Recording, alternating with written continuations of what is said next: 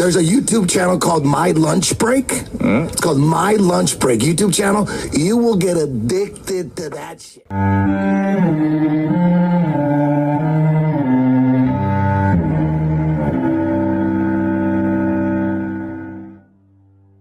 17 East Monroe Street, Chicago, Illinois.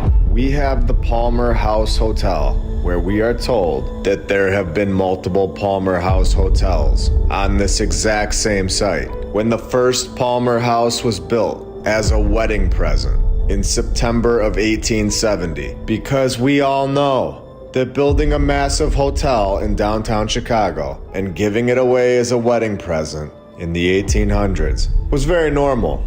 This was a common gesture back then. So this hotel present opens up in 1870 with no issues, of course. All of the horses pulled the stone to the site perfectly, and they all did their part. And the very next year, it of course burns down in the Great Chicago Bomb. Oh, did I say bomb? Well, they tell us that it was a fire, but I don't believe that these great fires were actually fires. This looks to me like these so-called great fires in every single city in the world, basically. You can go ahead and look it up. It happened in a city near you. These were actually bombs, in my opinion. The destruction was something that a fire alone could never accomplish, especially when we are given the fire story from the National Geographic Society that the Chicago fire bomb started by accidentally knocking over a lantern when running away from a card game. And this causes the entire city to burn down. Stone buildings that look like palaces. I think we all know that this is ridiculous at this point. Could you imagine if someone in your neighborhood's house started on fire and that fire burns down your entire neighborhood? No. And not to mention that all of the houses would have been built with brick and stone, materials that don't burn down to the ground from house fires. Let's take a look at the destruction again, where they tell us that this is the ruins of the first Palmer House. And for one, are we 100% sure that this photo is showing us the destruction of the first Palmer House? And for two, is this even Chicago? Could this be a random street in Germany right after they bombed it? And for three, take a look at those buildings in the background. This is from a tipped over lantern? Or is it more possible that we are being lied to? The buildings are just ripped apart. They're shredded and smashed. And we know you can't burn down stone and brick buildings from a simple house fire. They don't get anywhere near hot enough. This is exactly why you put stone around the fire pit. You make stone and brick fireplaces inside your house, right inside your living room, and nobody panics. It doesn't spread into your kitchen or into your neighbor's house. It doesn't crumble and look like it exploded.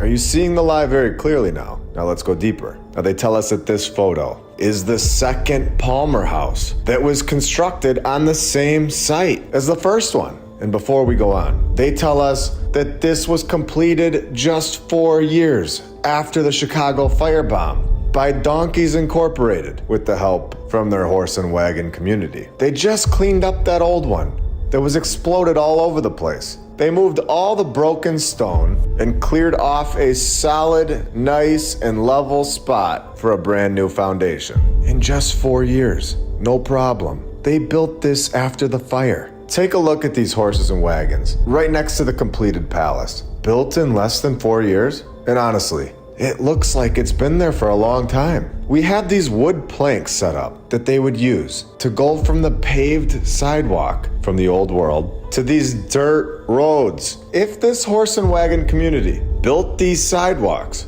they would have just built a ramp leading to the dirt with the same sidewalk material.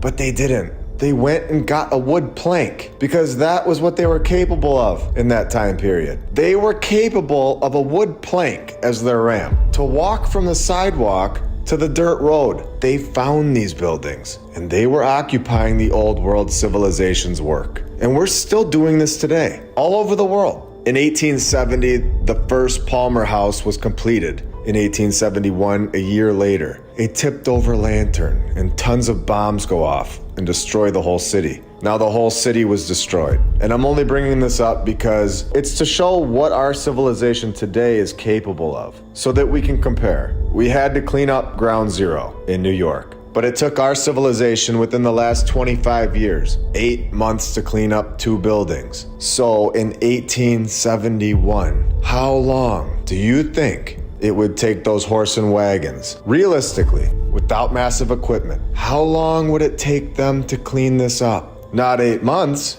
I can guarantee you that. It would have taken them years. So now knowing this information, here we go. We are told that they cleaned up this entire site. They planned out a new one with perfection. They made sure they had the right construction team picked out. They planned out the materials. They had enough horses and wagons to pull the stone and marble. Everything else they needed to do, permits and everything, and get this second building done in 1875. Completed in 1875. From the point of the fire to the completion date, only taking 4 years. With Chicago winters being brutal, we know that this is logistically impossible, and they give us this nice photo of it, when today, we don't build any 7-story palaces in less than 4 years. And that's not including the entire cleanup project, from the fire bombs going off in 1871, all over downtown Chicago. Oh, did I forget to mention that this AI-generated story just couldn't help itself but throw another fire into this paragraph, saying that this was the world's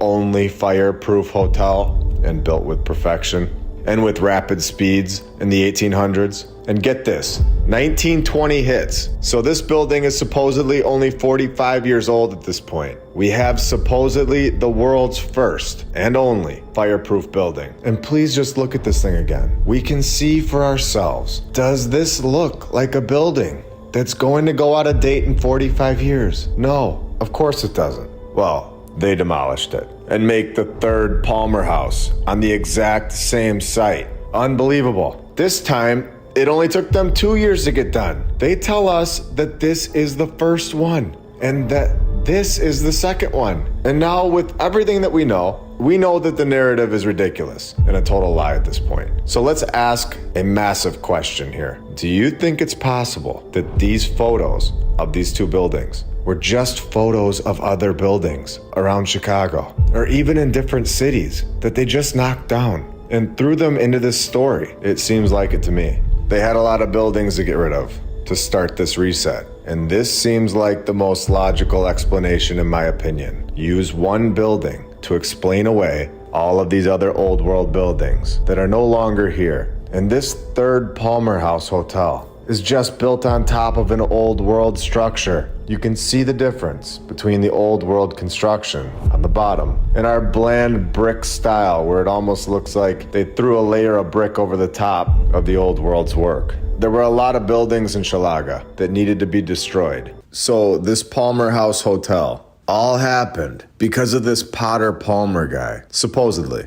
And this guy is pinned as the guy that developed Lakeshore Drive and worked with another character that got a lot of old world buildings pinned to his name. As we have shown, Marshall Field, where this guy got the Field Museum, where they also got to share the department store chain, the Marshall Field Company, along with this other guy, Levi Leiter, which we can look into in another episode. I'm sure he's got the exact same kind of stuff going on. My point for coming back to this Potter Palmer was because he got to live in this castle mansion. And it's an obvious old world castle that was once located on North Lakeshore Drive, Chicago. Did you know Chicago had castles? And this one was supposedly constructed in just 3 years, from 1882 to 1885, by the Cobb and Frost firm, which we have gone over. We know that they are characters as well. The castle in Chicago, destroyed in 1950.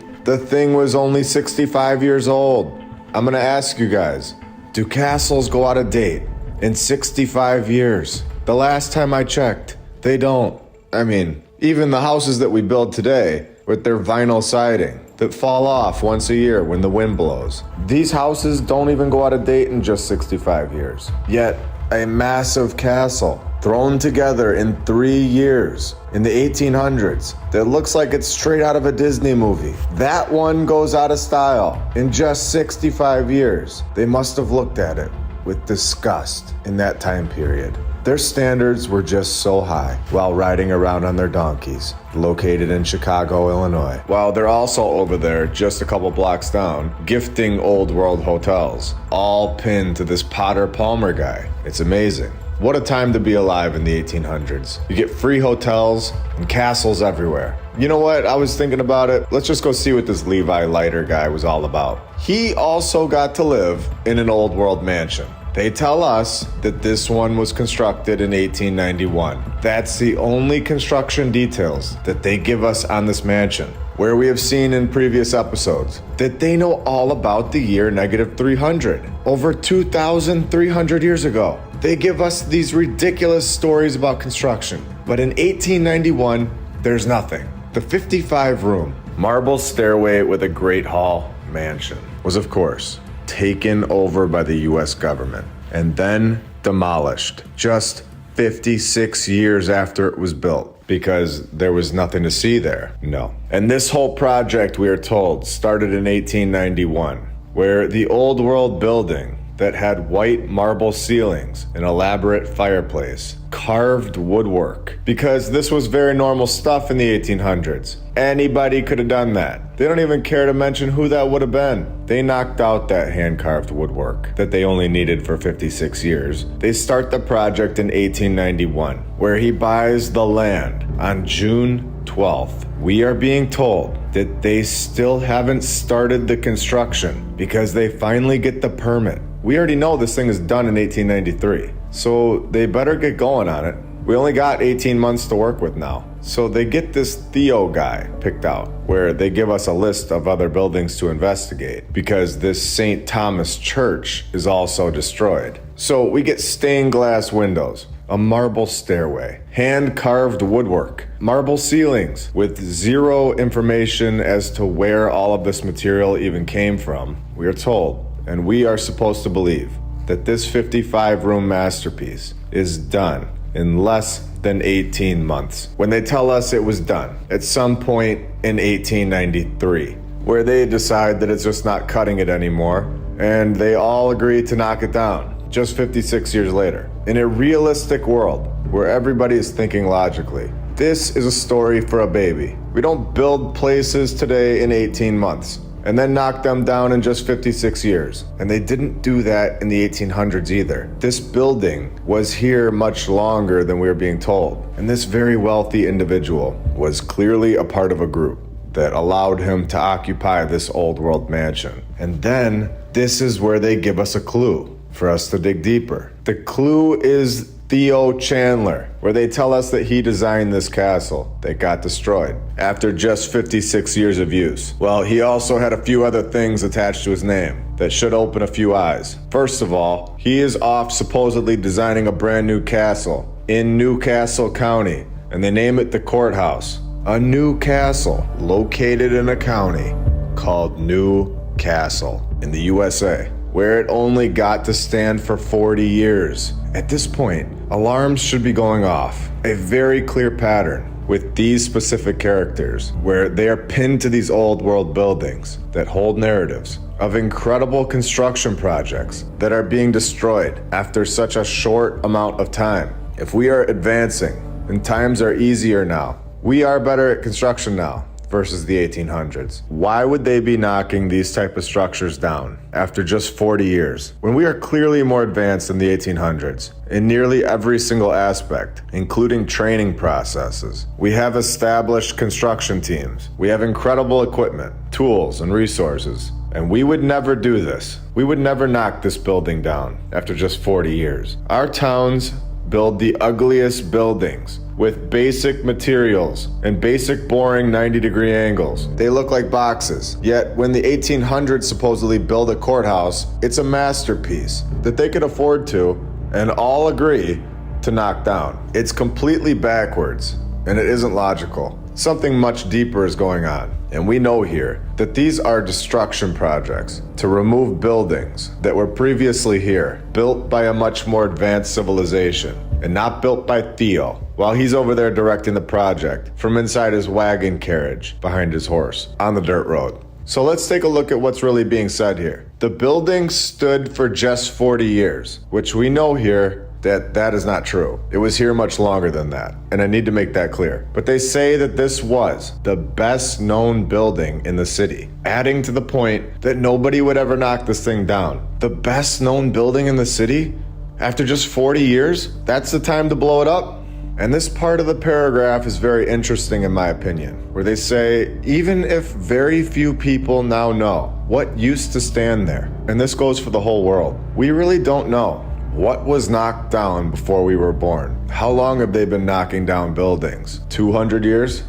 300 years? We know, and we have documented many times, that they are still destroying these buildings today. But in the 1800s, there was no way to communicate this to thousands and millions of people, to let everybody know that this is happening in their town, and so that everyone could share that it was also happening in their town at the exact same time. They didn't have internet. I believe this was all taken away before 1776 and slowly given back to us. From that point on, the only news that anyone had that was being shared with the population was all controlled. And it seems like our ancestors from the 1800s were all just under their spell, and nobody could see what was going on around them and what the controllers were doing. And it also seems like up until just a few years ago, this was still going on, just destroying a lot of the old world's work, with nobody really realizing it. So here we have a destruction photo from 1919, where we are told, and are being made to believe, that only 39 years after its construction, the basically brand new, incredible stone structure was out of date and needed to be torn down. We know that this thing was much older, and as we've said, nobody is knocking this thing down after just 39 years. We are also told that the writer of this article thinks that many people who watched it get knocked down also watched it get built, which is simply not the case. And this is a demolition, a planned demolition. It was torn down. There was no fire. Take a look at the structure. And now let's look at the Palmer house from earlier. They look exactly the same. They both look like they've been destroyed on purpose, proving my point that no fire took down these buildings. Either it was a planned bomb in all of these cities with the Great Fire bombs, or they were just going door to door using high velocity explosives. And this brings up something that I've been thinking a lot about. We have all of these stories about these buildings that were knocked down, but it does make you think about how many buildings were destroyed before 1800 that we don't have any narratives or photos of, and they were just wiped out. Buildings that weren't classified as courthouses, but just regular stores, to create a new timeline and new narratives, just based on these incredible mansions, hotels, castles, and courthouses in the USA that were demolished. It makes you really think and wonder if Budapest, the way that every single building basically looks like it's straight out of the old world, it makes you think, did nearly every single city in the world at one point before their Great Fire date look exactly like Budapest? And the buildings that made it through the main destruction on that Great Fire date, these were the structures that needed to be explained away in a false narrative and fit into our timeline for a 39-year gap and tossed out before anyone really noticed it. We have the Symphony Center, a music complex located at 220 South Michigan Avenue. A building that is here for everyone to see in Chicago, Illinois. A building that holds a 2,522-seat orchestra hall, a rehearsal hall and performance space, a ballroom, an event space that overlooks Michigan Avenue, and the Art Institute of Chicago that holds a multi-story rotunda. And for the best part of the story and the clear giveaway, this building, we are told, had its construction begin in May of 1904 and held its first concert that same exact year in December of 1904, over 120 years ago. All of this getting done in 7 months. That would be incredible if it was true. And we don't get the fire narrative here, but we do get an architect with the name Daniel Burnham. Burn. Really. It's just unbelievable. The amount of times that the narrative just throws something about burning or fires or destruction into these narratives. Burnham. Doesn't get any better than that. Well, besides the F.L. Ames character that we found in episode 50. Things that nobody noticed before, but they are very clear to us now, thankfully. Now, with a name like that attached to this kind of building, built in 7 months, 120 years ago, I think that qualifies for an investigation of Mr. Burnham, where he is pinned as a repeated failure. And I know I've seen this movie before, when they tell us that Abe Lincoln failed at everything and then became a hero. It has been used many, many times by the narrator. They pin this Byrne guy as the creator of the tallest building in Chicago in 1881, the Montauk Building, where in 1881, forget about sleep, forget about freezing winters, get your horses to the site and get this building done. Built in a year, from 1882 to 1883. This thing is done. The tallest building in Chicago. And you know what they gotta do? They gotta knock it down in 1902. That is literally 19 years later. Is anybody on the fence at this point? Well, if you are, this is gonna help you get off the fence and over to our side. Let's have some fun. The guy with fire in his name, Burnham, went on to build more of the first American skyscrapers, such as the Masonic Temple Building in Chicago, measuring 21 stories, 302 feet. This character knocked this thing out from 1891 to 1892. This was simple stuff back then. And knocking it down in 1939. But they could knock that one down because they had a new location and opened that one up in 1926, supposedly. And this new one holds the deadliest theater fire and the deadliest single building fire in U.S. history. After this fire killed 600 people. So we get the fire and the destruction of lives, where they say that this doubled the death toll of the Chicago Great Fire, which is weird because according to the National Geographic Society, the Chicago Great Fire destroyed 17,500 buildings. Only 120 bodies were recovered and 300 people died, where we can all do the math and see that this does not add up for one building to hold more deaths than 17,500 buildings, and that there is a massive, massive lie just waiting for all of us to uncover it. What would happen if today we proved to the world that the Great Fire narratives all over the world are a massive, massive cover-up, proving that they were actually huge demolition projects, removing buildings that were built prior to 1776, and that the population of these massive cities were basically zero? What if I told you that today, after this episode, you will never think about the Great Fires the same way ever again? What if I told you that after this episode, you will never trust the mainstream history ever again? I've been waiting a long time to share this episode with the world. Are you ready to have your mind blown? Are you ready to see what we found today? Chicago, Illinois. We have the 1871 Great Fire, a fire that destroyed everything, over 17,500 buildings, and only left 6 buildings supposedly, killing basically nobody. 0.0008% of people died.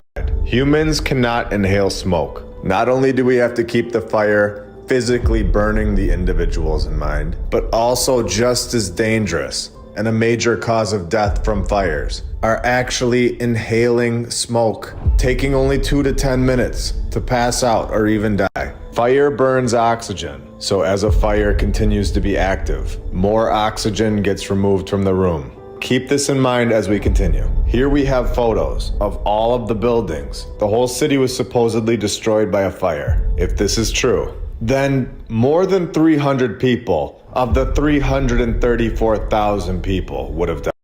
Today, in my opinion, will be the end of the mainstream history narrative. One of two things is more likely than what they're telling us, and more probable mathematically, where all of the buildings are destroyed, yet nobody had an issue getting away. So either there were more people that died than just 0.008% of the population, when all of the 17,500 buildings were in flames, than we're actually being told about, which would make a lot more sense. But this is not the narrative that we're told. And to clear this up, and to give this a much clearer perspective,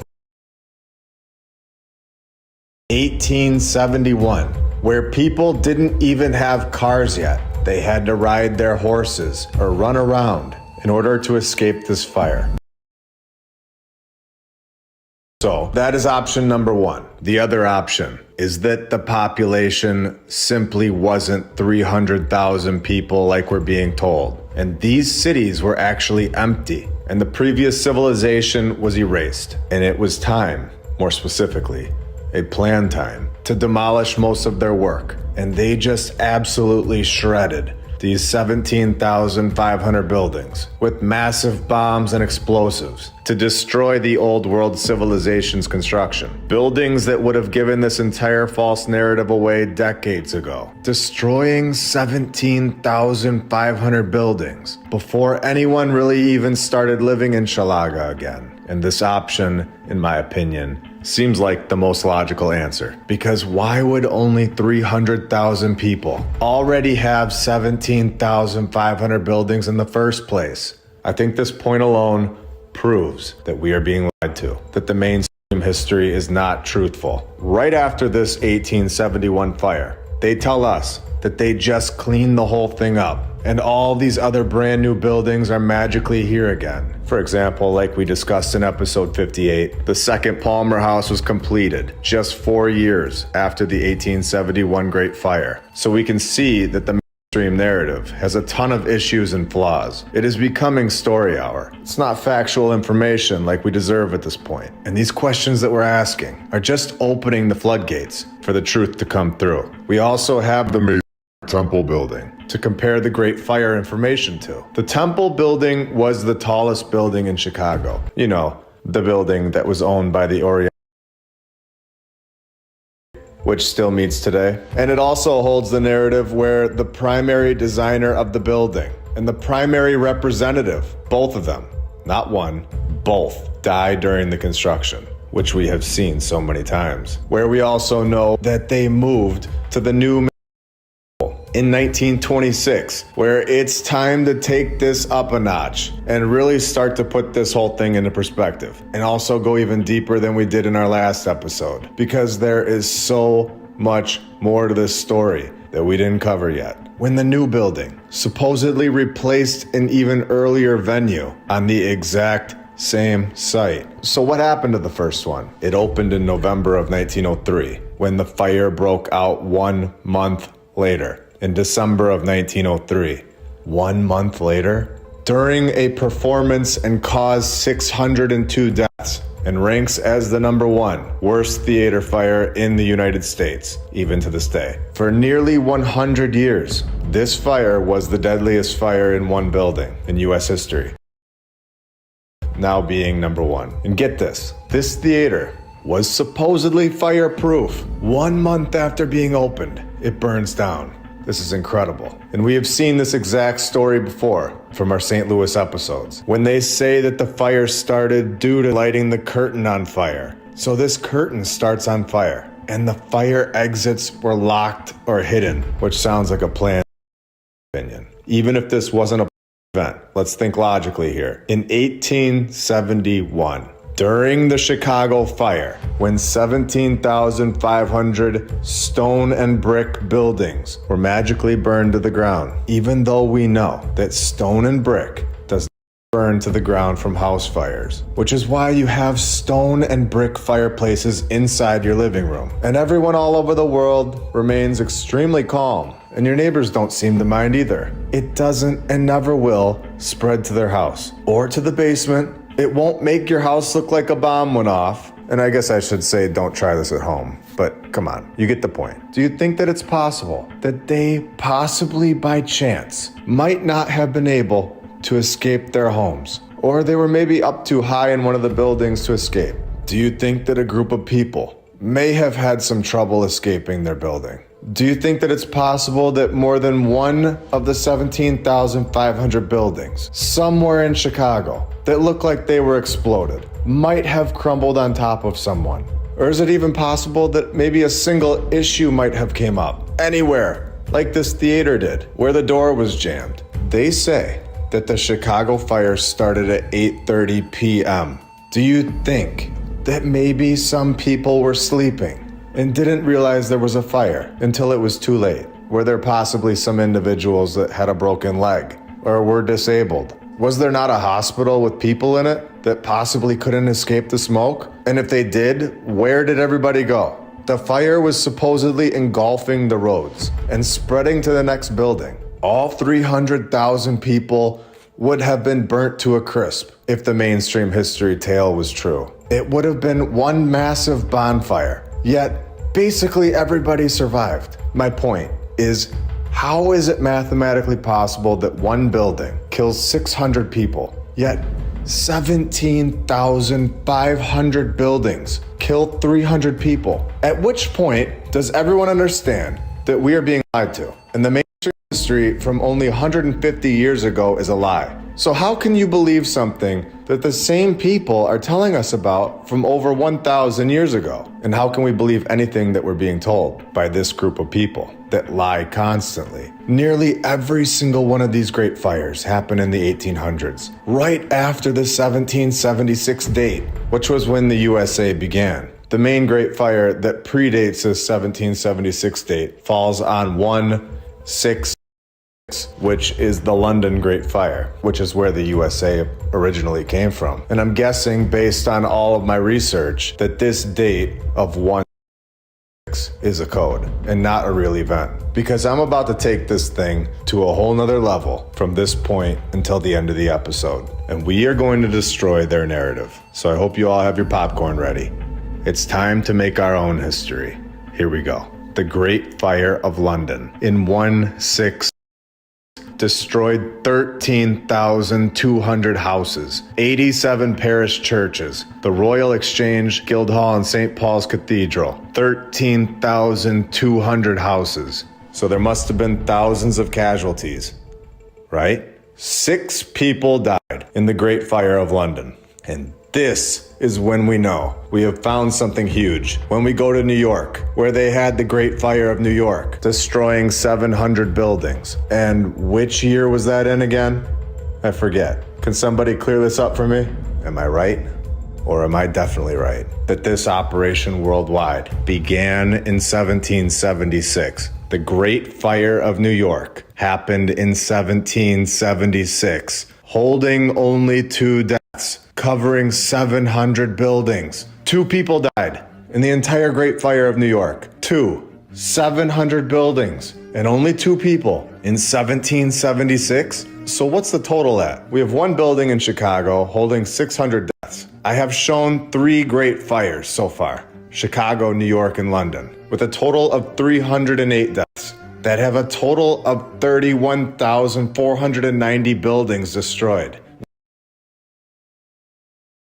This is impossible for 31,490 buildings to be engulfed in flames, with basically nobody dying. 308 deaths, to be exact. If you trusted the narrative before today, this day will be the final day that it is trusted ever again. Because in 1916, Paris, Texas also had a great fire where it destroyed everything in its path besides people. Because it destroyed 1,440 old world buildings where only 3 people died, moving the total old world buildings that were destroyed up to 32,930. 32,930 buildings gone. And could you imagine what these buildings, what these cities looked like, with the mainstream narrative admitting that these buildings were all here? And now they're gone.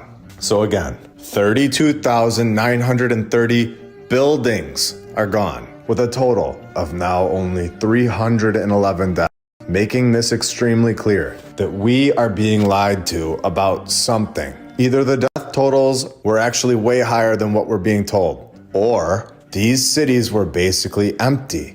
I've had a lot of people comment that they want me to include Canada and incorporate it into my research, and I can't wait to do that right now. Toronto, Canada, you're up.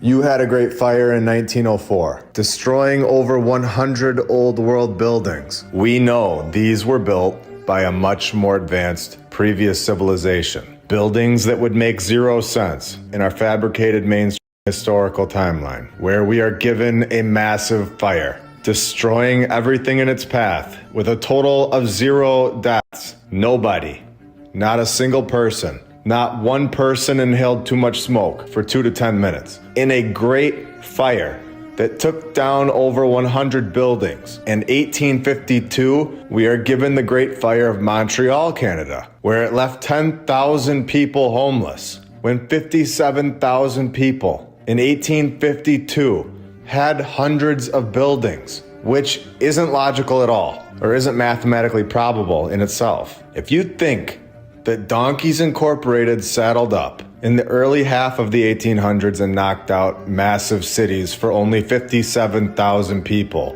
I think it's time to reconsider what you've been told. When within a few hours, 1/4 of Montreal was destroyed. And yet again, nobody died. Nobody. Destroying almost half of the city's houses. In 1852, they all evacuated perfectly and ran to safety. Everybody? Not a single person had an issue?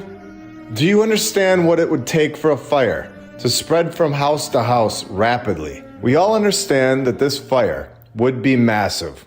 I know I'm being brutally honest, but a lot of people would have died. This would have been extremely catastrophic. This would not be a case of 0 deaths. In fact, it would have been nowhere near 0 deaths, and we all know this. This narrative of 0 casualties is simply not the true history of our past, where we are also told that 1,100 houses burned down. Nobody had an issue getting away from these fires, not a single person. Fires that supposedly swept the streets to spread to the next house over and over in 1852. How were they just escaping the situation? You would think that somebody would have died from inhaling too much smoke. Now, this tells us 1,100 houses burned down, but leaves out the buildings. So let's just estimate that it was around the same as Toronto, adding another 100 buildings to that 1,100, moving the total buildings destroyed from these great fires to 34,230 buildings destroyed, and only 311 casualties. And remember, there are hundreds of great fire narratives that happen in a city near you. The mainstream history is suggesting that we are supposed to believe at this point that 110 buildings have to go down in flames for us to record 1 death. If this was 1 death per 22 buildings destroyed in these great fires, we would be at a much more realistic death total of 1,555 deaths, which is 1/5 the amount that we're being told. When realistically, it should be flipped. We should realistically have less death today per building than they would in the 1800s, since we have cars, phones, proper firefighters, and the rest. To say that 0 people in the 1800s died from a great fire that swept through the entire city, leaving the end result looking like massive bombs went off multiple times, is mathematically impossible. This is not a realistic narrative at all. And now that we have looked into this, compared it to other situations, shown factual evidence that they are lying in all of this, I want to give my opinion on what happened. I think that the population worldwide was basically 0 in the early 1800s. And I'm going to go into great detail on this in an upcoming episode. And this episode is basically a setup to lean into this topic of the population lie. But I think the previous civilization's population around the world before 1776, I would say 100 years prior to 1776, based on the condition that these buildings were in, it would put it at around 100 years, realistically. It couldn't have been thousands of years. These buildings would have just been a mess, just from the nature growing all over it and inside. But I believe the worldwide population in what we call the 15 or 1600s was massive. I believe that the technology was much more advanced than what we have today. And we are given back a very small percentage of this technology and told that it's brand new. And we all get excited and believe it. We are told that we are advancing when really we're just going around and around, getting the same exact technology as last time, or less than the previous civilization. And this is all based on control. The fact that they wrote these fake stories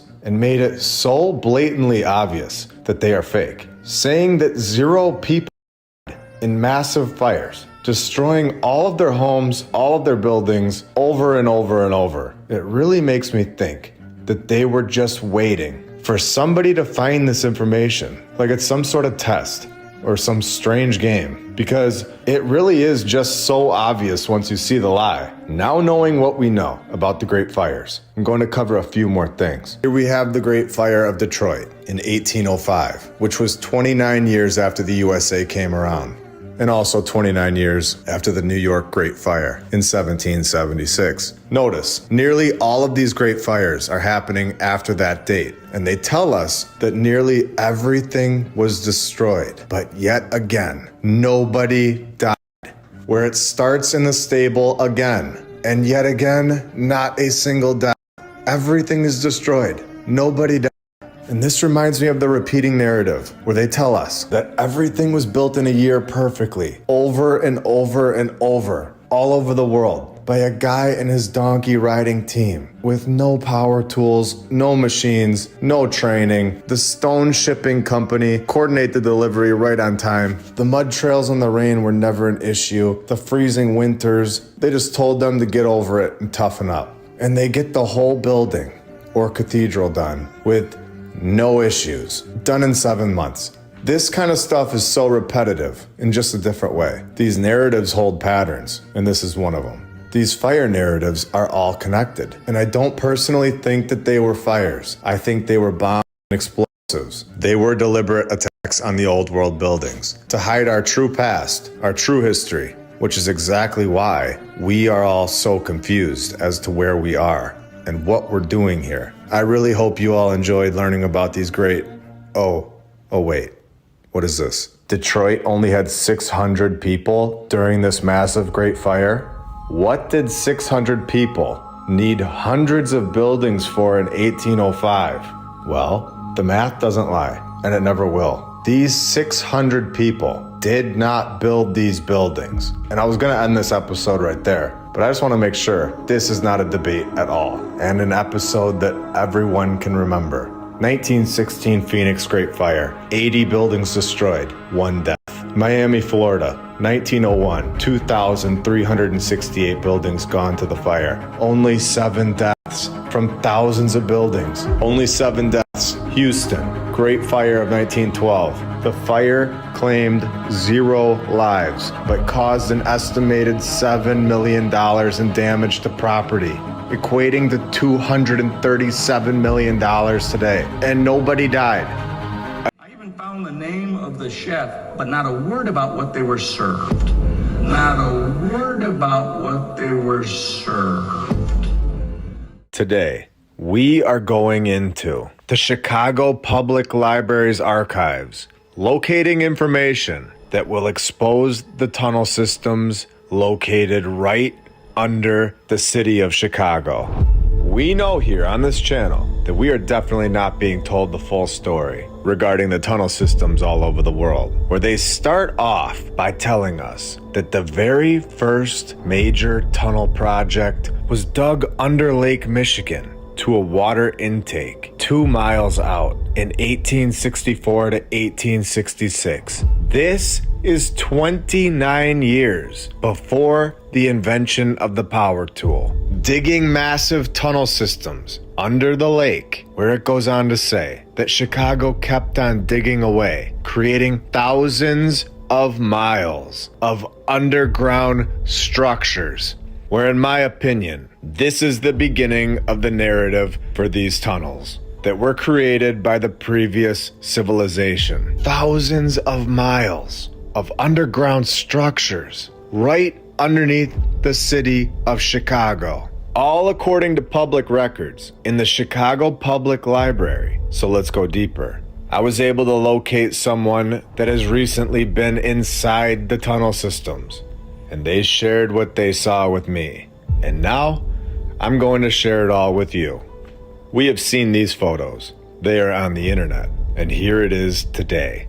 We can see that the railway is still there on the floor, looking exactly like we see in these photos that we are told is from pre-1906. Over 120 years ago, I was sent other photos that I think you will all want to see. These tracks lead throughout the entire tunnel system, using them as transportation throughout the entire city. We have shown in episode 42 how these tunnel systems are in every single city in the world, how they connect all of the buildings together underground. These buildings are bigger than we can see. There is so much more under our feet than we realized before, where we can see that this tunnel system leads right to the Chicago City Hall, a building that we were told was constructed in 1911. Of course, holding the fire story, where this is a nod, meaning one of three things,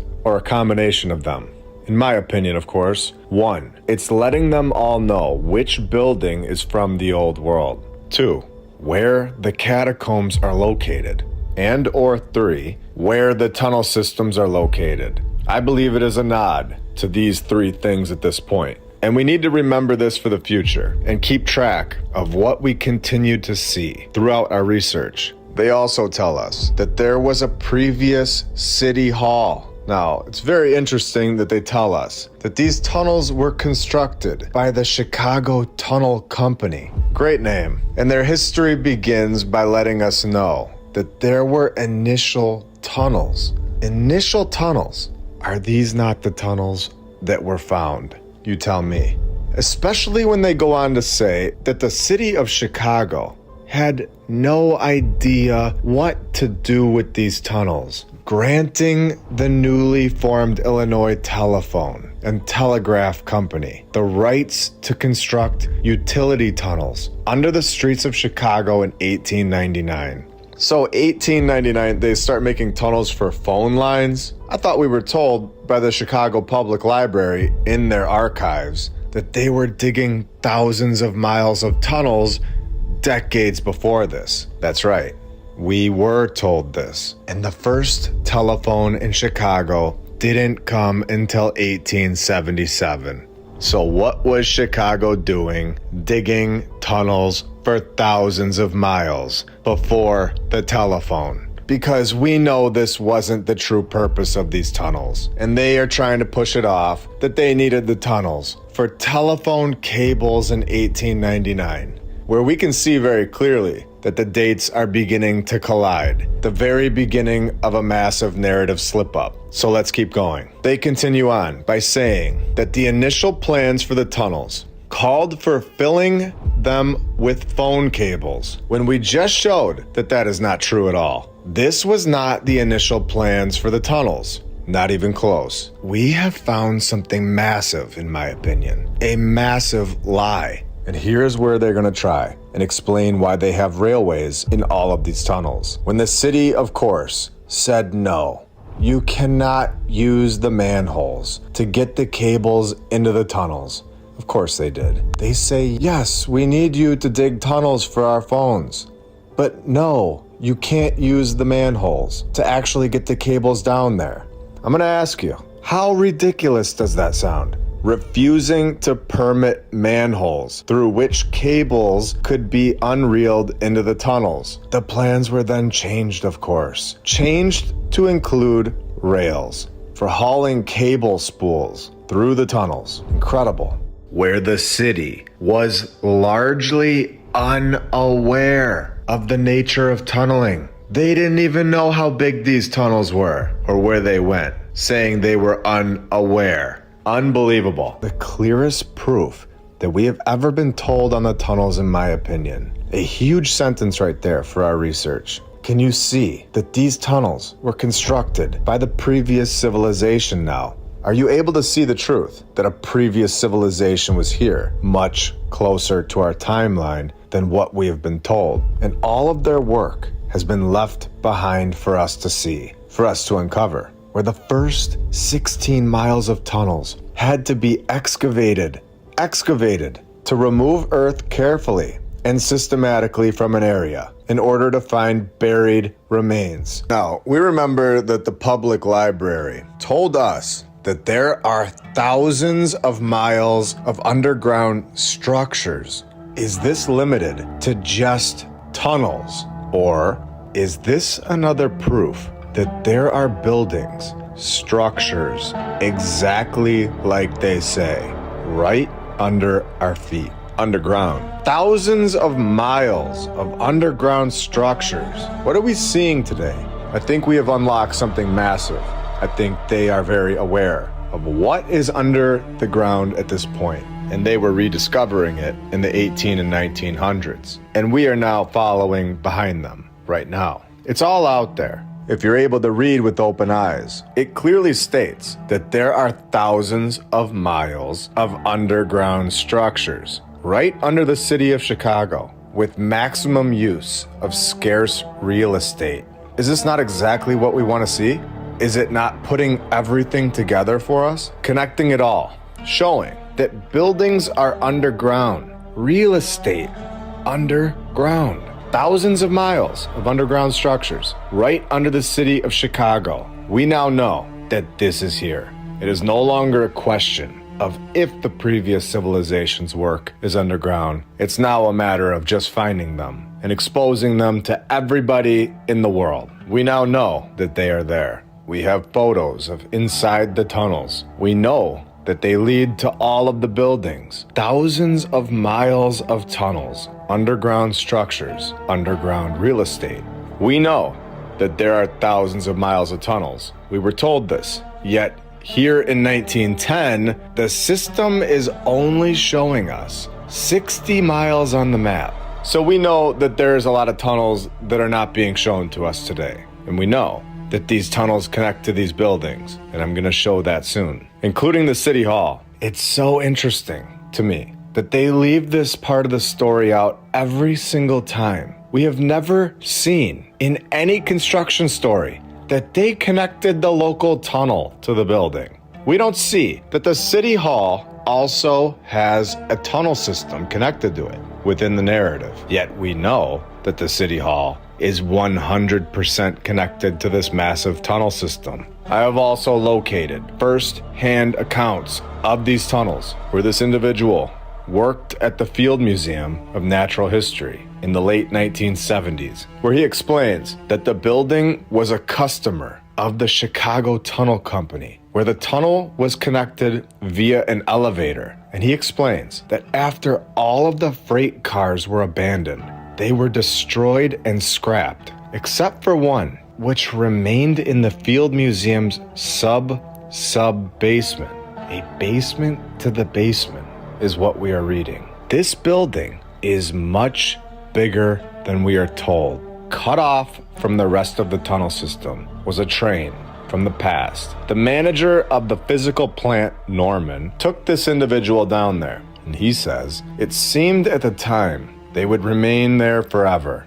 Well, no. They removed them in the late 1990s, of course. And then the Illinois Railway Museum took them over. Supposedly saved and are now preserved there, where you can read about them here. Here, meaning 404, page not found. So I would be shocked, personally, if they're still there today, just knowing what we know. For anyone that wants to check it out, it is located at 7000 Olson Road, Union, Illinois, right outside of a town called Marengo. Very interesting stuff. I would love to know if those carts are still there, or if they would tell us that they ever had them, and if they would have a further story about them. So this story continues on to say that on April 13th, 1992, what some have called the Chicago Flood began, where contractors accidentally disturbed the clay surrounding one of the freight tunnels. Of course they did. Do you think this was an accident? You gotta let me know in the comments. Where the leak wasn't taken seriously at first, where it turned into a breach near the Chicago River, with eventually hundreds of millions of gallons of water flowing into the tunnel system and into the sub-basements of many Chicago buildings. Again, I'm gonna ask, knowing what we know, do you think this was an accident? Or do you think this was a destruction project where a man named Bruce had his 15 minutes of fame because he was the only recognized expert on the tunnel system, where the great majority of people, of course, had no idea such a thing even existed? Where I think that 20 to 30 years later, Now, we may be right back to that point, showing how fast people forget things, showing that the majority of people, yet again, need to be shown these tunnels and understand what is below their feet. Now, by September, they had built a complete ramp. I'd like to see that happen today this fast. I'd like to see that happen today this fast. 40 feet of water, and there's another 2 floors below that. And there's another 2 floors below that. For me, it started back in high school and college, and one day the light bulb went off. Gee, my dad is the night supervisor at Marshall Fields. Maybe they have an opening. And they did. And they did. There's water in the Pittsfield building, and Marshall Fields, and the City Hall, and this place and that place. And we don't know where it's coming from. And I thought, I know. All those places had one thing in common. All older buildings, all older buildings, all older buildings, all older buildings that were connected to the freight tunnels still.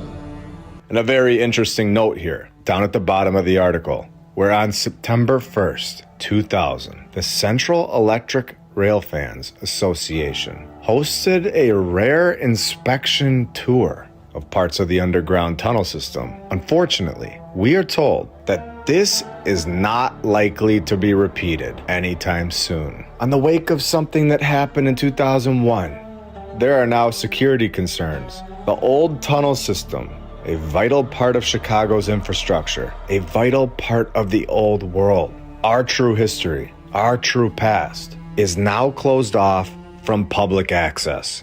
Now, it is very possible that these tunnels were found, connecting the old world buildings together, connecting underground real estate, structures, as we were told, finding these tunnels, and then our civilization constructed their form of transportation throughout this system, with the railways being laid after finding these tunnels. This is a possibility, but in my opinion, there is one thing that is for sure, is that these tunnel systems, these structures that we are unable to see now, have been there for a very long time, much longer than we have been told. And they are still here from the previous civilization, a civilization that was here only a few hundred years ago, in my opinion. Using electric locomotives in the underground tunnel. Very interesting. Naming this the Great Chicago Tunnel from 1908. Do you live here in this area today? Here's a public map, the one that they are showing us, from 1915, of the Chicago tunnel system that sits right below your feet today. Remember, there are thousands of miles of tunnel systems in this city alone. So this is obviously not everything, not even close, but it does show that there is much more below our feet right now. With another map titled Chicago Freight Tunnel System, Underground Transportation. Zooming in, we can see that the public was allowed to know that they are 40 feet below the surface of Chicago. 40 feet of water, and there's another 2 floors below that. 40 feet of water, and there's another 2 floors below that. And pass under the river 11 times, holding 734 intersections, 26 private connections. Very interesting. Probably more than that. What do you think? Going on to the back of this thing, where it tells us that many warehouses and stores have direct private connections with the tunnels. These connections consist of approaches, switches, shafts, and elevators, which carry the tunnel cars to the levels above. And this is where things get very interesting, if they haven't been already. How tunnels are built in. In many of these cases, the tunnel connection was a part of the original plan of building construction. Do I need to read that again? I will anyway. Was a part of the original plan of building construction. This was done on purpose. And I have not seen one time in a narrative where they tell us about the construction of a building's tunnel system, where it should definitely say that, according to this document, where they state that that was a part of the building's construction. There has not been a single time that the narrative has explained how this was done, or even mentioned that a tunnel was connected to the building. Was this an attempt to hide that these buildings now hold this tunnel system? A tunnel system that is massive, right under our feet, that is no longer available to the public after 2001. Can you see that these tunnel systems may be used for something else now? You tell me. Again, I'll ask, now knowing what we know, where are we really? Do we fully understand that there are more than just hallway-type tunnels right under our cities? I even found the name of the chef, but not a word about what they were served. Not a word about what they were served. The ones that we are shown and told about, where I believe that we are past this point in our knowledge. I think we know that there is so much more below the ground. Structures, rooms, buildings, places that we are definitely not allowed to go or ever see. If they have hallways, they have more. This building was probably about 12 stories and had almost as many floors below ground as above. Some buildings in the loop had their basements lowered so they could meet the tunnel. This is one of them. I believe this is one over at near Monroe and Wabash, where they've actually lowered the basement.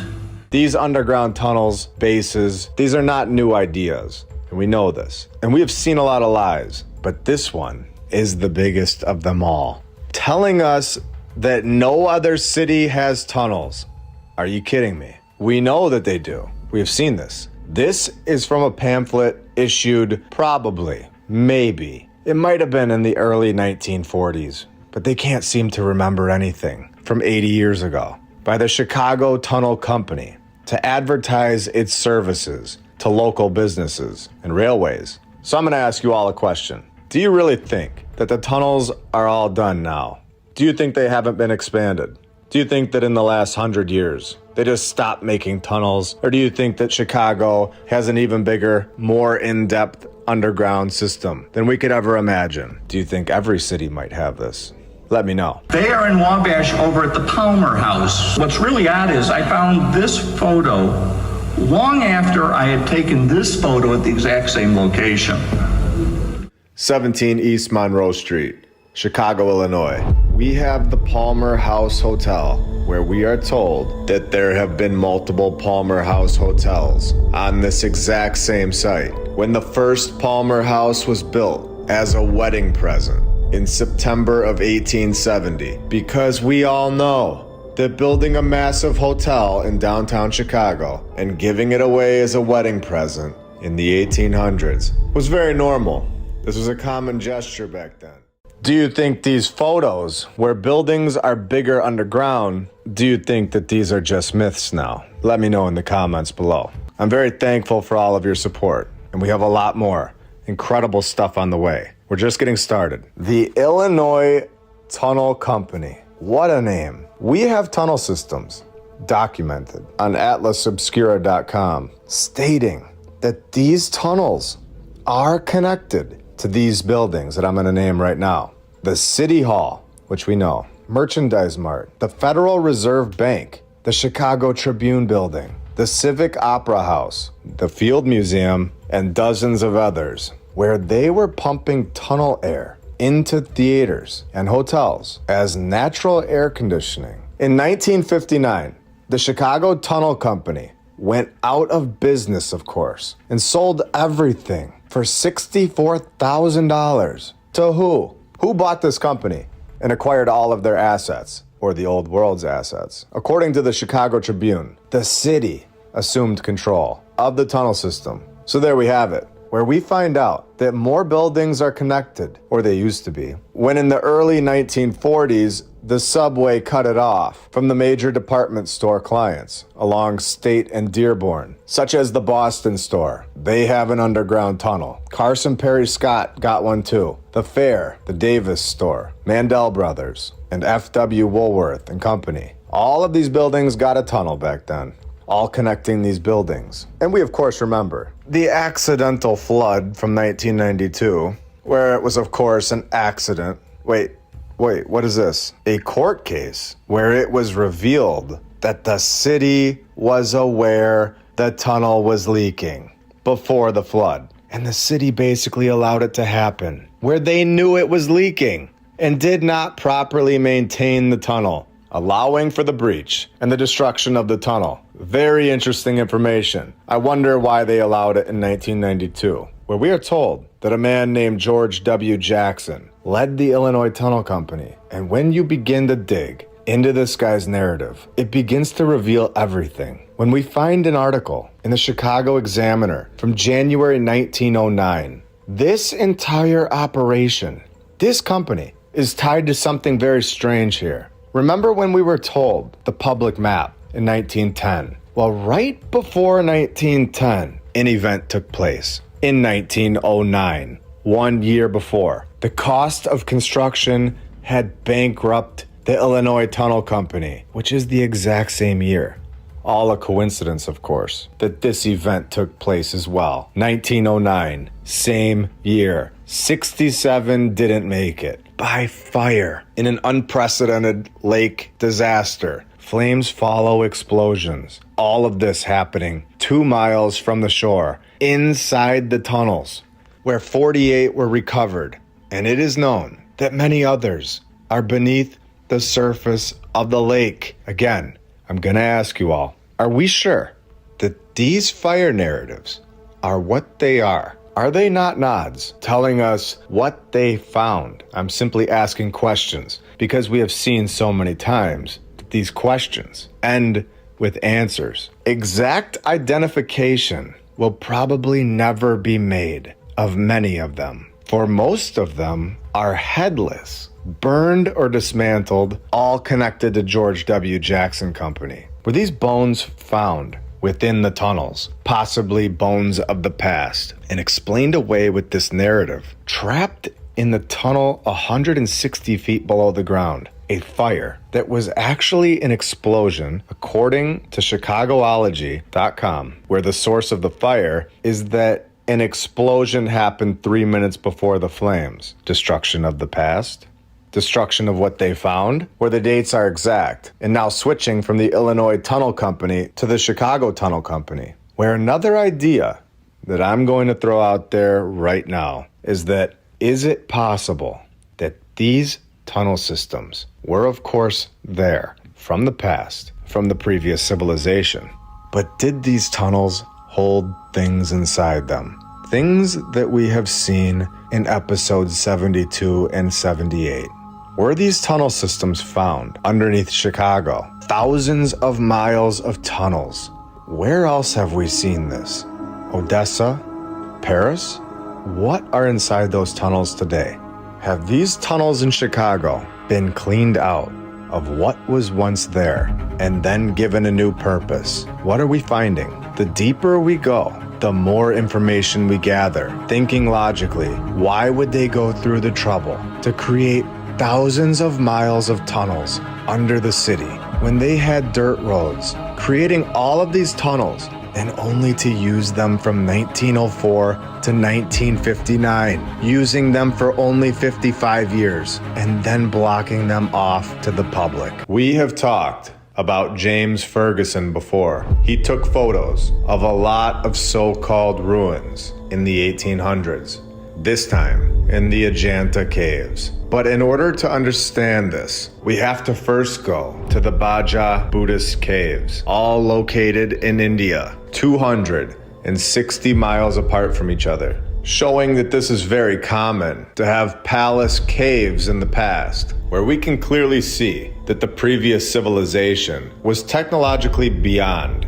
anything that we could ever imagine, and clearly beyond anything that we have ever been told. This advanced group of people that were here before us were not only capable of building palaces situated on the ground, like we have seen with the Cologne Cathedral or the Milan Cathedral, palaces that last forever, built to easily withstand the test of time. The previous civilization was also capable to go into cliffs and carve out palaces within the volcanic rock that extends along a cliff overlooking the Wagora River. And at this point in time, alarms should be going off for all of us. At this point in time, we should all be able to see that there is something massive wrong with what we have been told by the mainstream history. Just because they call them ruins or ancient, this does not simply dismiss why they are here. We can see that there are 22 entrances to this place, where they are called caves now. And we know here that it's very possible we're not being told everything, where the good stuff is normally off limits to the public, where we know that, we've seen that, where we know that a few caves, or in my opinion, entrances, have been either destroyed or hidden by dirt. I've found some incredible stuff here, and I'm not holding any of it back. So let's take a look together. Once you enter this cave, you see centralized in the back is a rock-carved ball placed on top of this platform, and you'll definitely want to remember this for later. And they tell us that this is a relic of resident monks, where their names are engraved on the side. But let's be honest and think logically. Me and you could have just wrote our names on the side of this thing last night, telling us that this dates back 2,200 years ago. And we all know how trustworthy that date is at this point. Not only do we have this one that seems to be the main one, but they have all these other ones in another cave nearby. So they were clearly used for something, where some of them connected to the ceiling. And in my opinion, this part has been destroyed, and was very possible that it was an energy source. Because when we go back to the main one, you can see that that one also had this box on top, which is, in my opinion, no longer connected to the ceiling where it once was. Some sort of old world technology here for sure. Incredible stuff. Someone has clearly come in here and destroyed the tops of these structures, and something has happened here where we live. We all know this by now. A massive mud flood has buried a lot of structures. We know that a lot of the old world is still under our feet. And we also know that there are hidden structures within these hills, especially when we are told in an article on photodharma.net that in 1879, the exact same year that James Ferguson was taking photos of these caves, 260 miles away in another set of caves in India,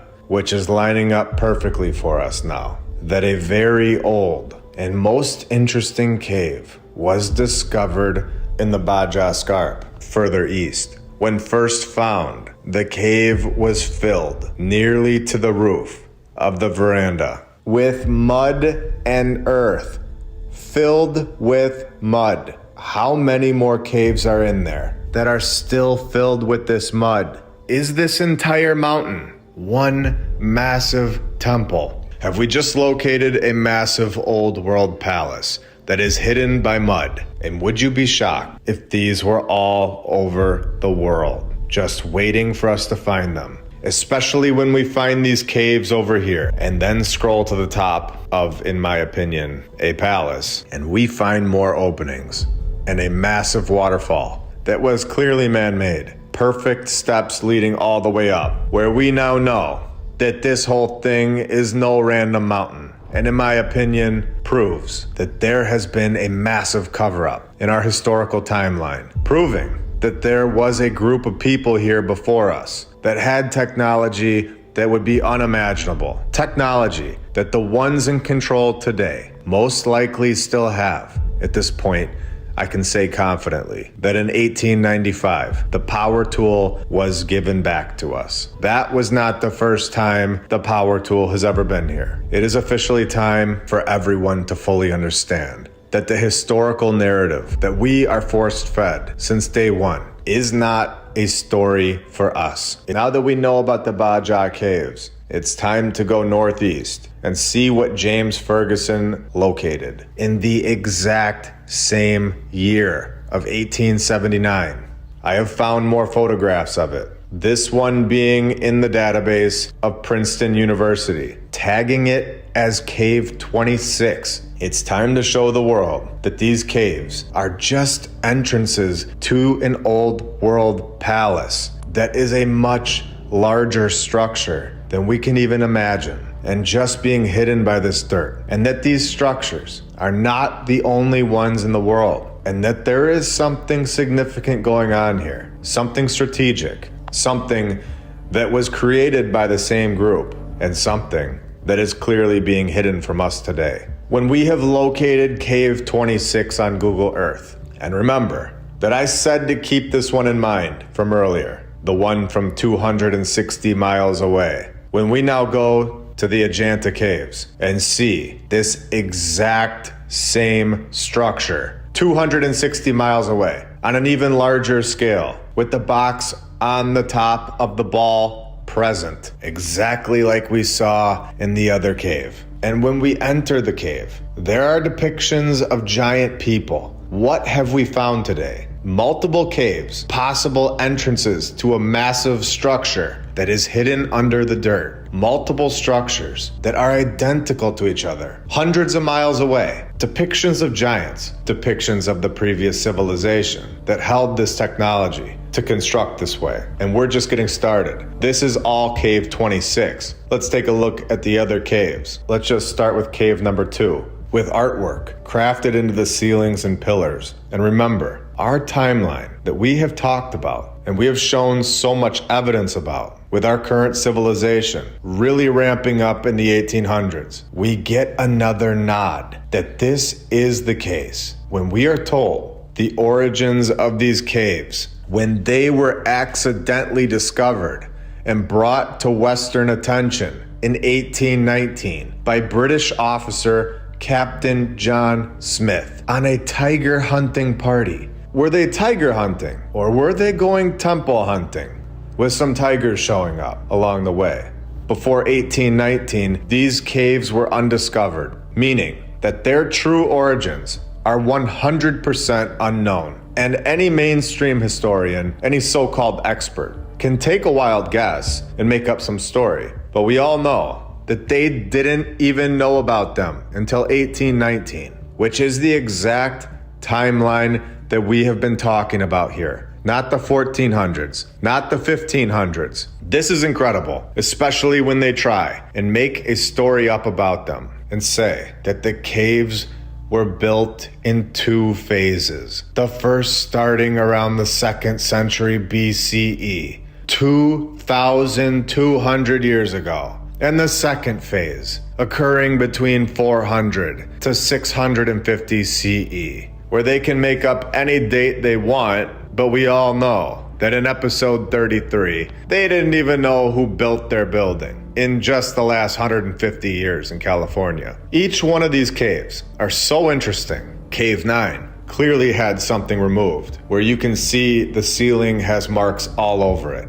from whatever was going on here. I still think it was some sort of energy source. This is blowing my mind just looking at it. And I couldn't just stop there. I had to figure out what was removed. So I dug back into James Ferguson's work, and I knew that something had been removed on every single one of these structures that we have seen so far. And this is when I found his sketch of the interior of Ajanta Cave, number 19, where he shows that there was more to these structures, showing us that we are correct, that something was removed from the top of these structures in all of the other caves, connecting them to the ceilings in every single one of these temples. And this is when I needed to go and see Cave 19. I had to see what was going on in Cave 19 today, and there it is.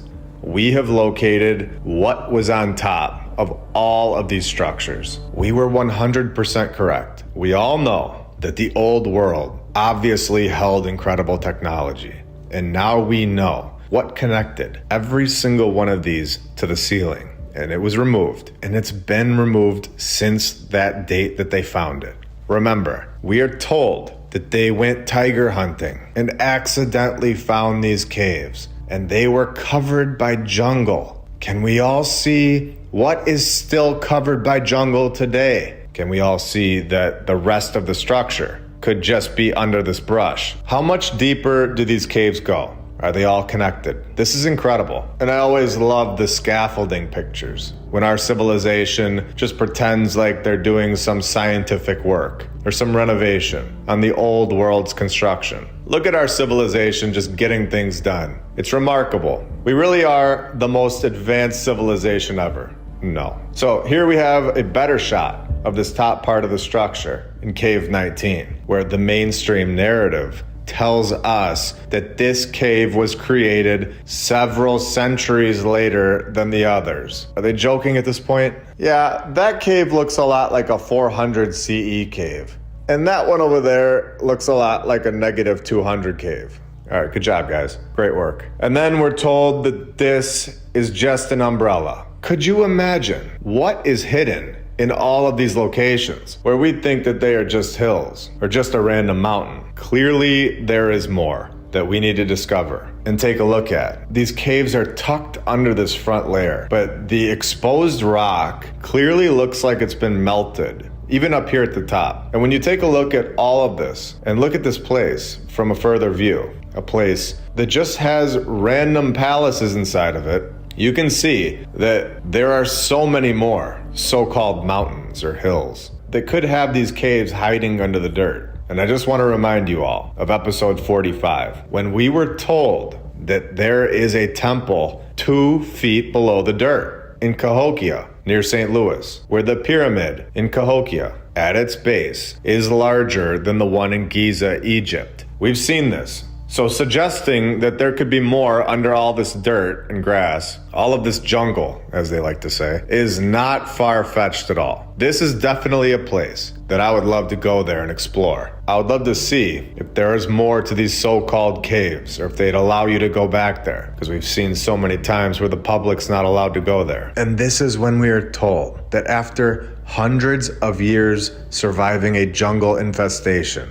Ajanta's ancient wonders are being destroyed by visitors' breath. An article from 2022 says that these caves are under serious threat. Not from age, of course, but from the rush of visitors.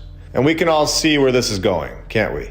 We can all see how they are going to try and block these caves from the general public. And of course, blaming it on the people, where they suggest regulating footfall and higher ticket prices at the main caves so that only serious visitors enter them. You know, the caves that they just found in 1819. And to show you all how incredible this all is, I'm going to close this off by showing you that there are so many caves, just like the 2 that we have seen today, that are exactly like this across India alone. Just 60 miles away, we have the Ellora Caves, where the Ellora Caves will hold its own episode in the near future. The Badami Caves, where yet again, we have this hill that clearly looks like it's somehow been melted on the side and was possibly once a palace. The Canary Caves, where we get yet again the exact same thing that we have seen in multiple caves today. We get the columns to the left and right,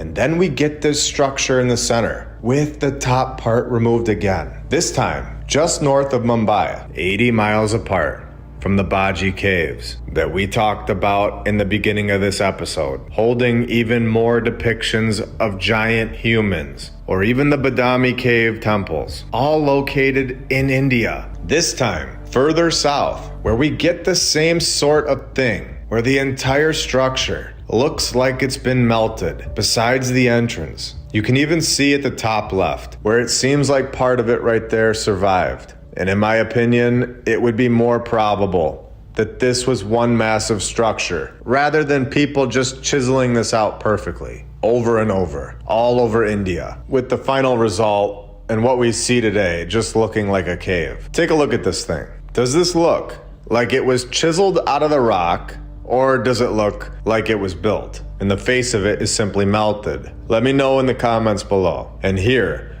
we have a great photo where the caves are in the background and our civilization's construction is down here at the bottom, to really show off that evolving and advancing thing that they keep telling us about. Evolution, we were told. And another photo where, in my opinion, we have the front of this palace completely melted and almost looks like it was turned into dough and then ultimately hardened, with the inside remaining in its original state. And of course, the Pandavleni Caves. Again, all of this is in India, where we have the same exact thing going on here as well, where the entire overall structure is completely destroyed and melted and just looks like a hill that we are all told is now a cave, where this one holds the exact same thing inside. And this one located 168 miles away from the place that James Ferguson took that photo in 1879. All connected,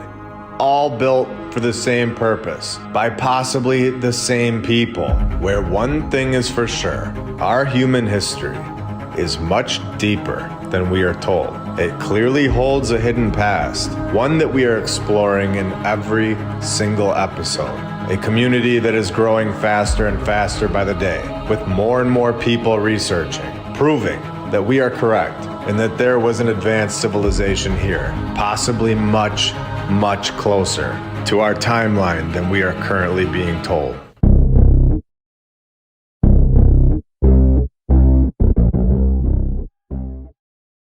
Did you think it was crazy to think these buildings were all bigger than you can see?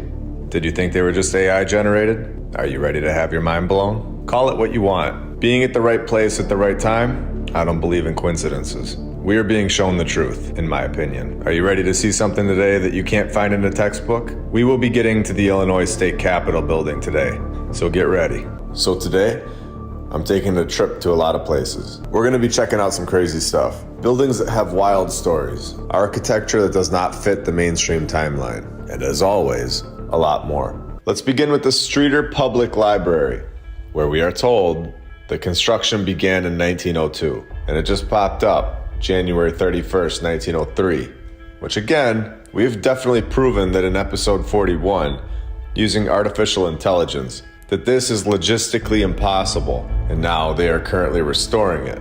At this point, restoration, in my eyes, means destruction and removal, especially when the landing in front of the murals are blocked off to the public, and the front entrance is closed to the general public. Let's set the tone for this episode. The murals have never been cleaned since they were supposedly installed in 1905, and here we go. And severe smoke damage occurred to the murals in 1945 when the library had a fire in the boiler room. All right, so we get the nod. We have a hidden restoration process by our incredibly advanced society. Joking, of course. And can we just look at this AI-generated name for a second? This is right in your face kind of stuff. What is the guy's name that supposedly painted the murals? I'm not even gonna say it, because if I do, well, you know what it would say. Once you have eyes to see, this kind of stuff just honestly is so in your face and childish. And we all know about how these incredible architects, painters, supervisors, and the rest are killed off immediately after the job is done, or right in the middle of it. So let's take a look at this together. The murals were done in 1905. What year do you think this guy dies in? Well, let's take a closer look. The project is done in 1905, and he's dead in 1905 in New York City? Interesting. By suicide. Now, of course, they care so much about our society that they will close the library down and paint over things that the public should not be seeing. Okay, so we have a very interesting story here, and I want to continue to our next building because we have a lot of cool stuff to see that gets even more in depth. Less than a mile away, we have the Logan County Courthouse. And this courthouse is also getting destroyed. I mean, renovated. Other iconic features of the Logan County Courthouse are the four-faced clocks and stained glass interior domes. So they are repainting the clocks. And as for the stained glass interior dome, it was removed a few years ago, of course. And once all the changes and destruction is done, oh, did I say destruction? I mean repairs, but yeah, destruction. It will be reinstalled, but we don't know when that will be, of course. Wow, okay. Now I'm going to prove another point right here. So there's always issues that come up in the world, right? There are time periods such as the Civil War, the Great Depressions, I don't know, freezing winters. Now, in current day construction, these are all real issues that we actually have to talk about and actually happen. But the 1800s, apparently, this was no problem. And the buildings always got done in like 9 months. Never an issue. So let's prove this point right here. In March 2020, Logan County got the money to repair the courthouse. However, 2020 brought its own challenges. Walters said repairs halted during this time period that we all just went through. Then he and his team were met with labor issues and increased material costs. This is honestly normal. This is what happens when constructing things. Things sometimes come up. Things happen that slow the process of construction down. How is it, though, that 200 years ago, this kind of stuff never happened? There was no construction issues. They never had a labor issue. They never had a shortage of construction workers. They never had weather issues or anything that would slow the process of construction down. Everything just worked out back then. Every time. Everywhere in the world. It amazes me that buildings in the 1800s, where they did not even have a road completed, were simply constructed in a year. Or less, with no issues. Yet our current civilization can't even restore it in a shorter amount of time than it took to construct the entire building 120 years ago. Does that make sense? No, it doesn't. This is a different building in Ohio, but I just want to show you what I'm talking about. The Logan County Courthouse in Ohio, because the AI can't come up with a new name for these buildings, it's so repetitive, but that's not the point here. This one was built in 1870, yet took our civilization 6 years to renovate it. In 1870, it was easy and they could just construct the entire thing so fast. No, it isn't possible for every single town in the 1800s to fully understand the construction process. Every single architect to be perfect, and no understanding of where these people were trained. What school did they go to?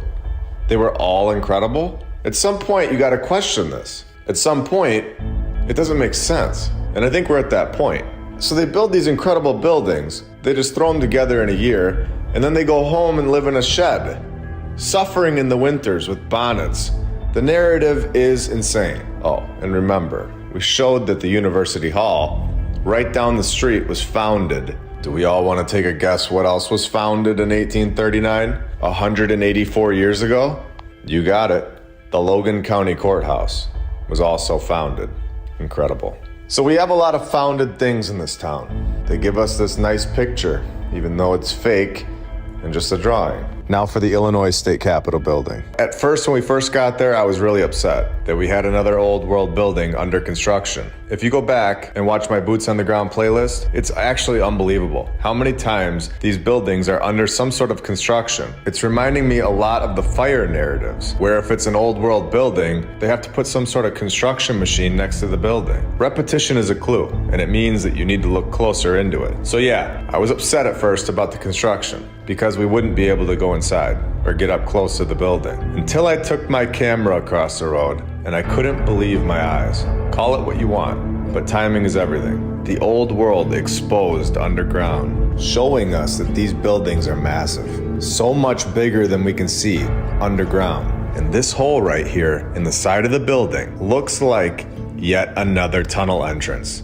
Is this a tunnel that we just got on camera? If you're unsure, again, I'm gonna recommend it. After this episode, I suggest watching episode 42, Tunnels Below Our Feet. Did they just destroy a tunnel with this construction process? To me, that is exactly what it looks like. And I'd love to hear what your opinion is about the entrance to the lower part of the Capitol building in the comments below. I don't think that was something we were ever meant to see.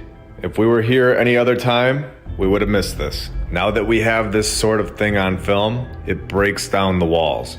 And it's no longer a speculation. I think we just found a tunnel system that runs underneath Springfield, Illinois. And then we have this castle that is now owned by the state and repurposed into the Illinois State Military Museum. I've contacted a member of the staff for the building because they honestly have zero information about it anywhere. And they have not emailed me back, of course. The crazy thing about this place is that it's located right next to the Illinois State Capitol building and the Supreme Court clerk. The same one that the Illinois State Archive building held zero archives about. Incredible buildings, all right next to each other, which is normally the case. Once you find one of these buildings from the past civilization, there is normally so many more that are so out of place, all right next to each other. This changes everything about where we are. There's so many lies right in front of our face. How did we all just walk past these buildings for so many years and not think anything of it? That truth is so much more powerful than lies. And once you know the truth, you don't go back to walking past the old world buildings and thinking nothing of it. Now, exactly a half a mile away, on the dot, from the Illinois State Capitol building, we have the Union Station in Springfield. Now, this part gets very interesting, as they're gonna try to explain how the main source of transportation got here. And it's about to get really eye-opening, so get ready. On December 21st, 1907, a fire started. It started at the Johnston Hatcher building. It destroyed the eastern half of the 600 block on East Adams Street. So in my opinion, a ton of old world buildings gone to this planned demolition. Now for the best part of this paragraph. This will all tie in with the train station, but here we go. The fire stopped only when the blaze hit the Bessemer building, which was built to be fireproof. No, it wasn't. It was a failed attempt because that exact same building, 40 years later, was burned down by a fire. It's unbelievable. And to take it a step further, let's go even deeper. They are going to try and explain this away with some stupid lighting his pipe story, but that didn't work because he starts talking and said he didn't have a pipe or matches. So the officials had to jump in. And who are these trustworthy people? And because they tell the world that they are officials, whatever they say will be what happened, and everybody will believe it. They said a short circuit in the wiring beneath the window ignited the cotton after the pipe story didn't work out. So ridiculous. They had to make something up because he ran his mouth and called them out on their lie. They destroyed these buildings, in my opinion. And I say my opinion, but there's an overwhelming amount of evidence to support this. And of course, that wouldn't be the only evidence that I use. Let's go even deeper. To prove this point, firefighters were back at 7th and Adams on October 11th, 1913, so 6 years later, when another spectacular fire demolished the new Johnston Hatcher building. Once again, flames then swept west along the same half block of Adams Street. Although what do you know? The fire comes to a complete halt when it reaches the amazing Bessemer building that we already know does burn down. So obviously this was a planned demolition, a controlled one to be exact. This does not happen. There were obviously things in this town from the old world, a past civilization that they did not want us to see. And of course, they don't even try this time to explain how this fire started. But this 1913 fire is where we will tie in the Union Station, because this is where the fire destroyed it. And it's weird that they say there was an original. As you can see here, when we all know the so-called second Union Station was the original, and they demolished it. And here it says, it was subsequently rebuilt with a more modern design. A more modern design? Of course it was. Unbelievable. Let's please just take a look at this picture for a minute. We have dirt roads. I need everyone here to understand that in order to ride a horse and pull the wagon with hundreds of pounds of brick in the wagon, they would need a paved road. The wheels that they had would sink right into this dirt. The wheels were pathetic, especially if it was raining that week. And you know, sometimes it does rain. I know in the 1800s they want to pretend that there's never any rain or ever any snow, but there was. And this is just another example that will prove how incredible the tunnel systems from episode 42 are. They had incredible tunnels that were in every town, connecting all of these buildings together, which we've shown, with limestone walls. Yet they didn't have a road? They did have a road, in my opinion, and it's underneath all of this dirt. It's so backwards, and this is why we are questioning things. So this was their wheel. Good luck. Not gonna happen. In my opinion, this train station was here. Trains were here in the past civilization, and it was not thousands of years ago. It was very recent, and our history is a complete lie. We are told that the train was brand new within the last few hundred years, when in reality, it has been here time and time again. And this was the past civilization's train station. And this was the past civilization's town. And then it's no wonder it's Illinois' state capital now. It's incredible. And it was destroyed in 1907 and 1903. And wait, what is this? No, they had another fire in 1921? Are you kidding me? The fire destroyed the old world building. I mean, the 1920s building. Along with the cars, and of course, the Hatchers replaced the burned building with a smaller service facility and a car wash. I was also going to check out the Western Clock Manufacturing Company building, located in Peru, Illinois.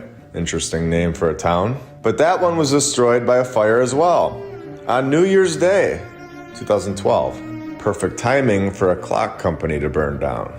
New Year's Day, right on the dot. Destroying the old world with more fires. We all understand that brick and stone does not burn from a random house fire. These, in my opinion, are demolitions. So we have cowboys and Indians from 1865 to 1895. Cowboys and Indians. Yet we have massive construction projects going on all around the world, all over America. And at the same exact time, we have the Civil War, supposedly going on in 1861. Yet massive cathedrals were easily constructed in every city, everywhere. And no problem, it was easy. The mainstream narrative does not add up. We have the Montgomery County Courthouse in Illinois that was supposedly thrown together in less than 24 months, nearly 200 years ago. And then you have the Carneahan Courthouse, located in St. Louis, Missouri, the exact site of the 1904 World's Fair. There were 2 phases in the construction of this incredible building. The first phase began in 1929, and the building was done in 1930. Simple. Then the second phase of construction, which included the eastern half of the courthouse, began in 1935 and was done in 1937. Now, like we have mentioned, we have proven through AI ChatGPT that this narrative is impossible. Nobody was building these courthouse structures in 1 year, anywhere in the 1800s. And then you can call up the State Archives building yourself, which we did, and they will have 0 information on it. There is 0 mention of any construction company that was used in this project, because there was no construction company. It was from a past civilization, and they thought we would never ask, but we are. And it's completely destroying the mainstream narrative. The same lying narrative that has taken decades upon decades to work on, attempting to trick children year after year into thinking that this is the truth. But as soon as one of us hear the real truth, we are now interested, and we begin questioning the lies that have been told to us. And once you begin to question these lies about the mainstream narrative on these buildings, the lies never hold up, obviously. They make 0 sense, and we are never given all the details. The facts that would be necessary for us to trust the mainstream narrative. We would need so many more details, such as who was the construction company? Where did the materials come from? How many horses were used? How much water did the horses need? And how was that set up for them to be properly hydrated in the summer months? Were there places for the workers to stay so they could get up early and actually work on the construction and get the job done? How many men were used? Was there ever an issue with the construction process? And on and on and on. But this is about to get insane, and I have been waiting a while to show you all this. So you're definitely going to want to see this. Here we go. Now, the actual website says that it was built in 1828, saying it opened its first courthouse, not 1928 like we were previously told. In a book called Contemporary American Sculpture that was published in 1929, a year before the building was completed, it already listed that the building was done and of Rebeck's work. So was the narrator getting ahead of itself, thinking that nobody would catch that flaw? I believe so. And they have stories about freedom going on in the building in 1850. So the story is all over the place when you go from site to site. And this is when we know we're onto them. And then we dive deeper. And this is when we look around and find things that are insane and completely blow the narrative open. And that's exactly what we did. First of all, this looks like it's on the ground level, something we have seen so many times all around the world. Are there a lot more structures that have columns like this that are so much deeper and hidden by dirt underground? That's exactly what's going on, in my opinion. Now, as we zoom in on the top of this 386-foot high building, that is most likely even bigger than that, we will see 2 Sphinx-like ornaments. They are 20 feet long, 11.5 feet high, which has a room underneath them. Hold on. What am I reading here? The griffins with the aluminum of the roof form a huge lightning conductor, which is connected with the grouch by concealed wires. Griffins, free energy, technology from the past civilization right in front of our faces. The Sphinxes were given human faces instead of the lion's face, lion meaning griffin, in order to symbolize mercy, tempering justice. Sure. Yeah. And I really want you all to think about this one. Here we go. We have the pyramid on top of the building, just like in Giza. And in Giza, something is missing from the top of the pyramid. Did they remove the griffins from the top of the Giza pyramid?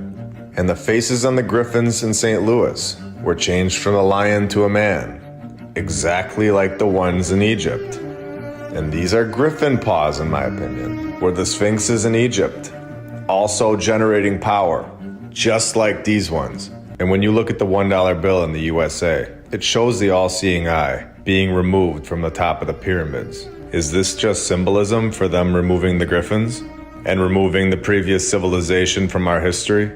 And were the ones in Egypt, just like the ones in St. Louis, Missouri, here on top of the courthouse building, actually griffins?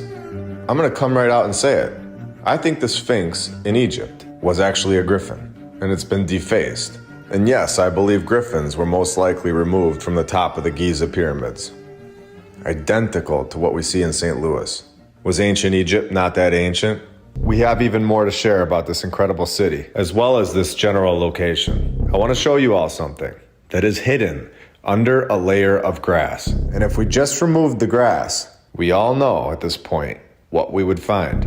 But how incredible is it? Let's find out today.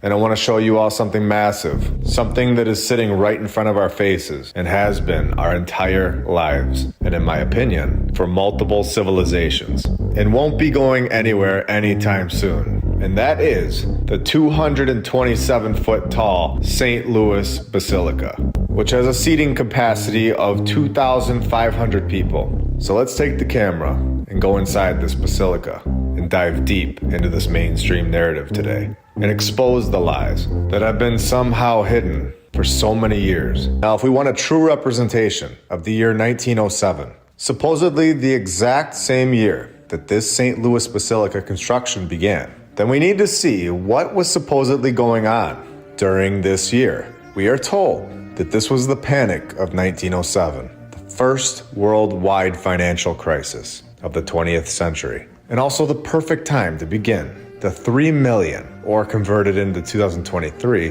the $98.23 million project. It's actually the worst possible time to begin a project like this. This narrative is already sounding off, and when you find major flaws like this, we know that we have a green light to dig deeper. So let's begin with exposing the supposed architects, Barrett, Haynes, and Barrett. Reoccurring names, yet again, which we've seen so many times in so many episodes, which is just another giveaway that this name is AI generated. But let's continue. Let's see what this group was up to from 1907 to 1914. The exact same years that we were told that this basilica was built in. You would think that this incredible basilica, that none of us have ever seen anything close to this be constructed today, or at any point in our lifetimes, you would think that these architects would be fully focused on this specific building and making sure that it went perfect. They wouldn't be off building another building at the exact same time, would they? Well, they started 2 other projects at the exact same time as the St. Louis Basilica, because they were just that incredible. And not only that, during the exact same time period that they were supposedly building this massive structure that we've never seen built in our lifetimes, they were able to direct their attention to 4 other states and 13 other buildings, all during the financial crisis. Starting to sound off a little? Should we keep going? Let's do it. This was constructed, right? It wasn't? It wasn't founded in 1914. So we have another building that is found, and it's right in front of our faces. You do not find your house. You construct your house, and you build your house. If you need to go back and watch episode 35 for a reminder on the legal definition of the word founded, I suggest doing that after this episode. Here on the Basilica's website, we begin to find reoccurring words, and it gets really strange. The probability of this type of verbiage reoccurring in all of these narratives is mathematically impossible. Here we go. This is going to be another proof that the narrative is written and generated by the AI in the exact same sentence. We find a completely made-up story to attempt to trick us into thinking that it's a real event and giving it legs to stand on. Here we go. The altar was the gift of Mr. and Mrs. William Cullen McBride, whose daughter, Kathleen, would become the new cathedral's first bride. So in your face. The McBrides get the first bride.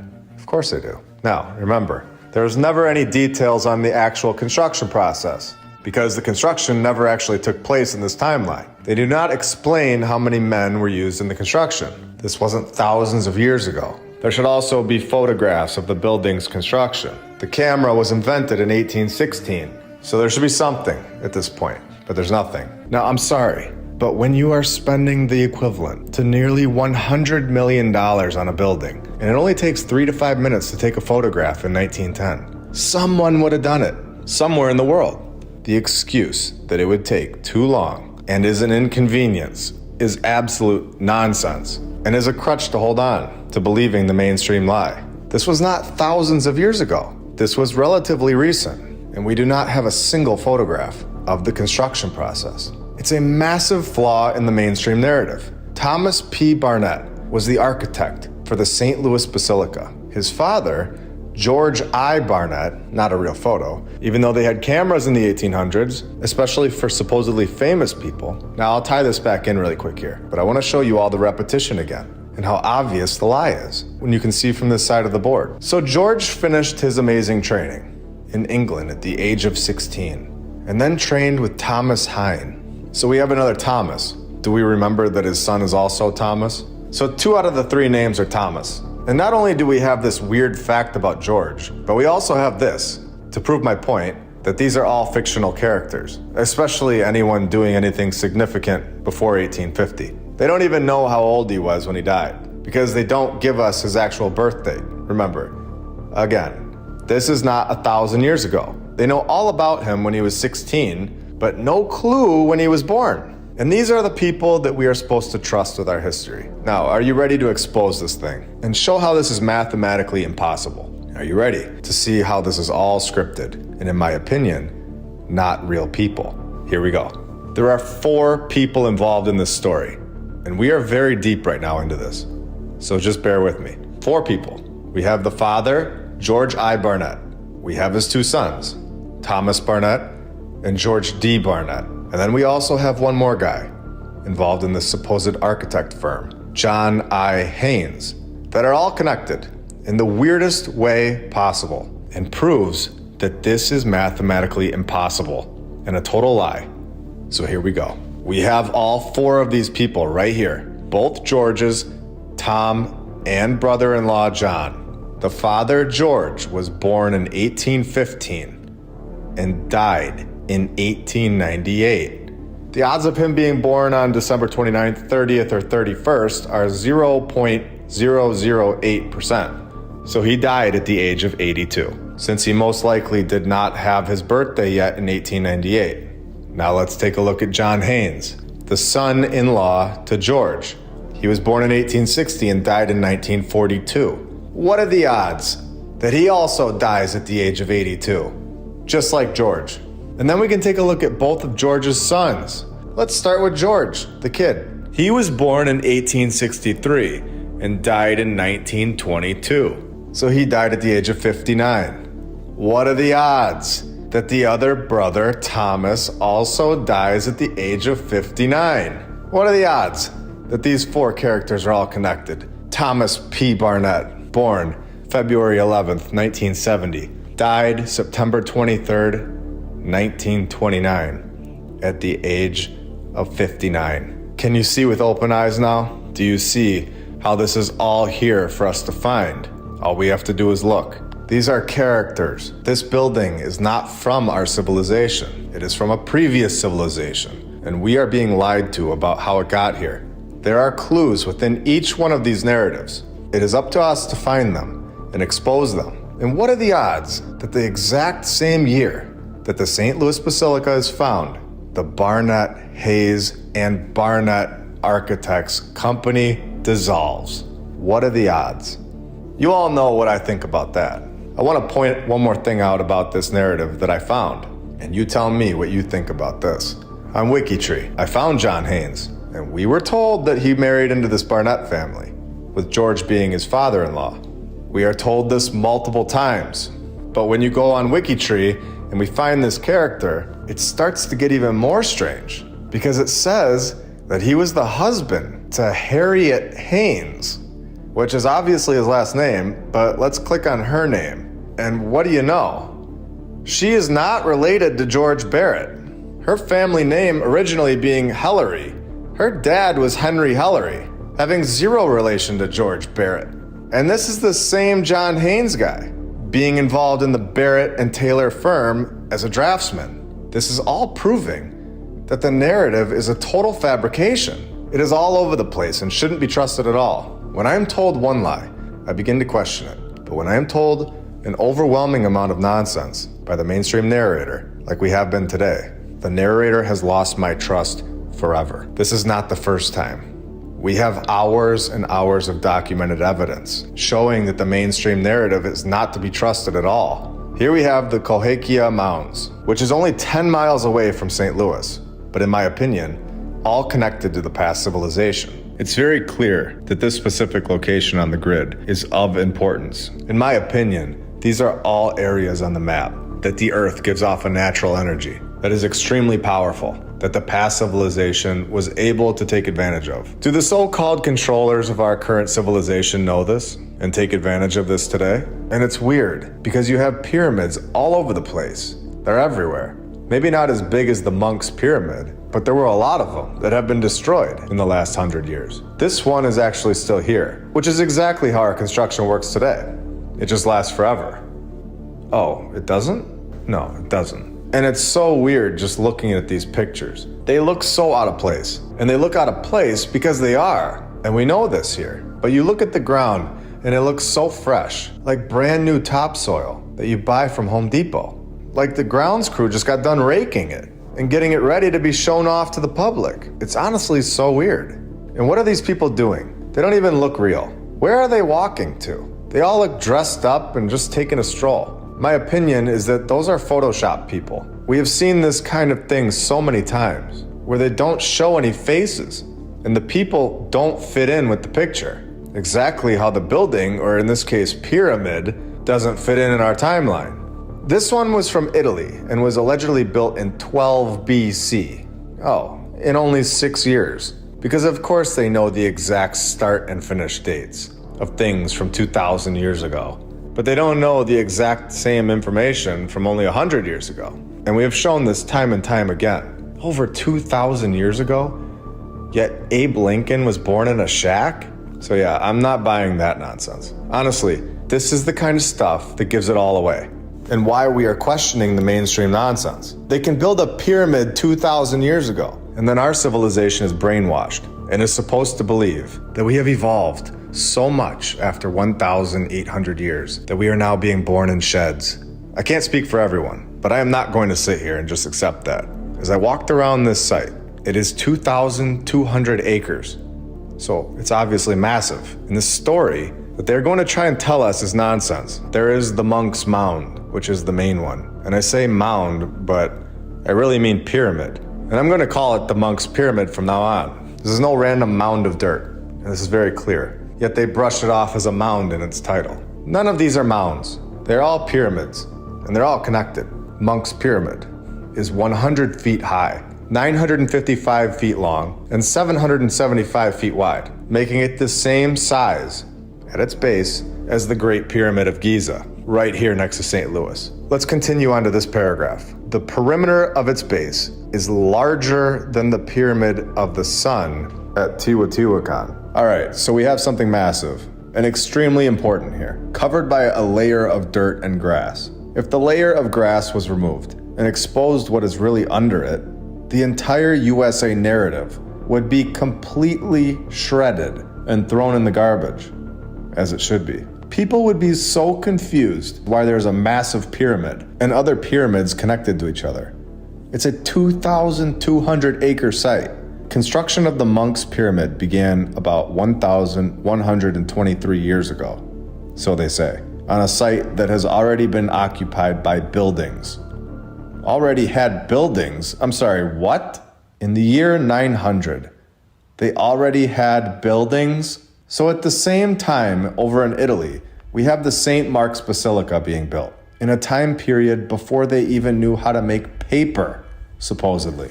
So Italy is building this, and then we have massive pyramids and buildings being built in the USA by the Mississippian culture, which is completely ridiculous. Because if they can build massive pyramids, then they can build a better hut than this to live in. The narrative is contradicting itself, because 850 years later, we get cowboys and Indians, and everyone is freezing in the winters in their shed.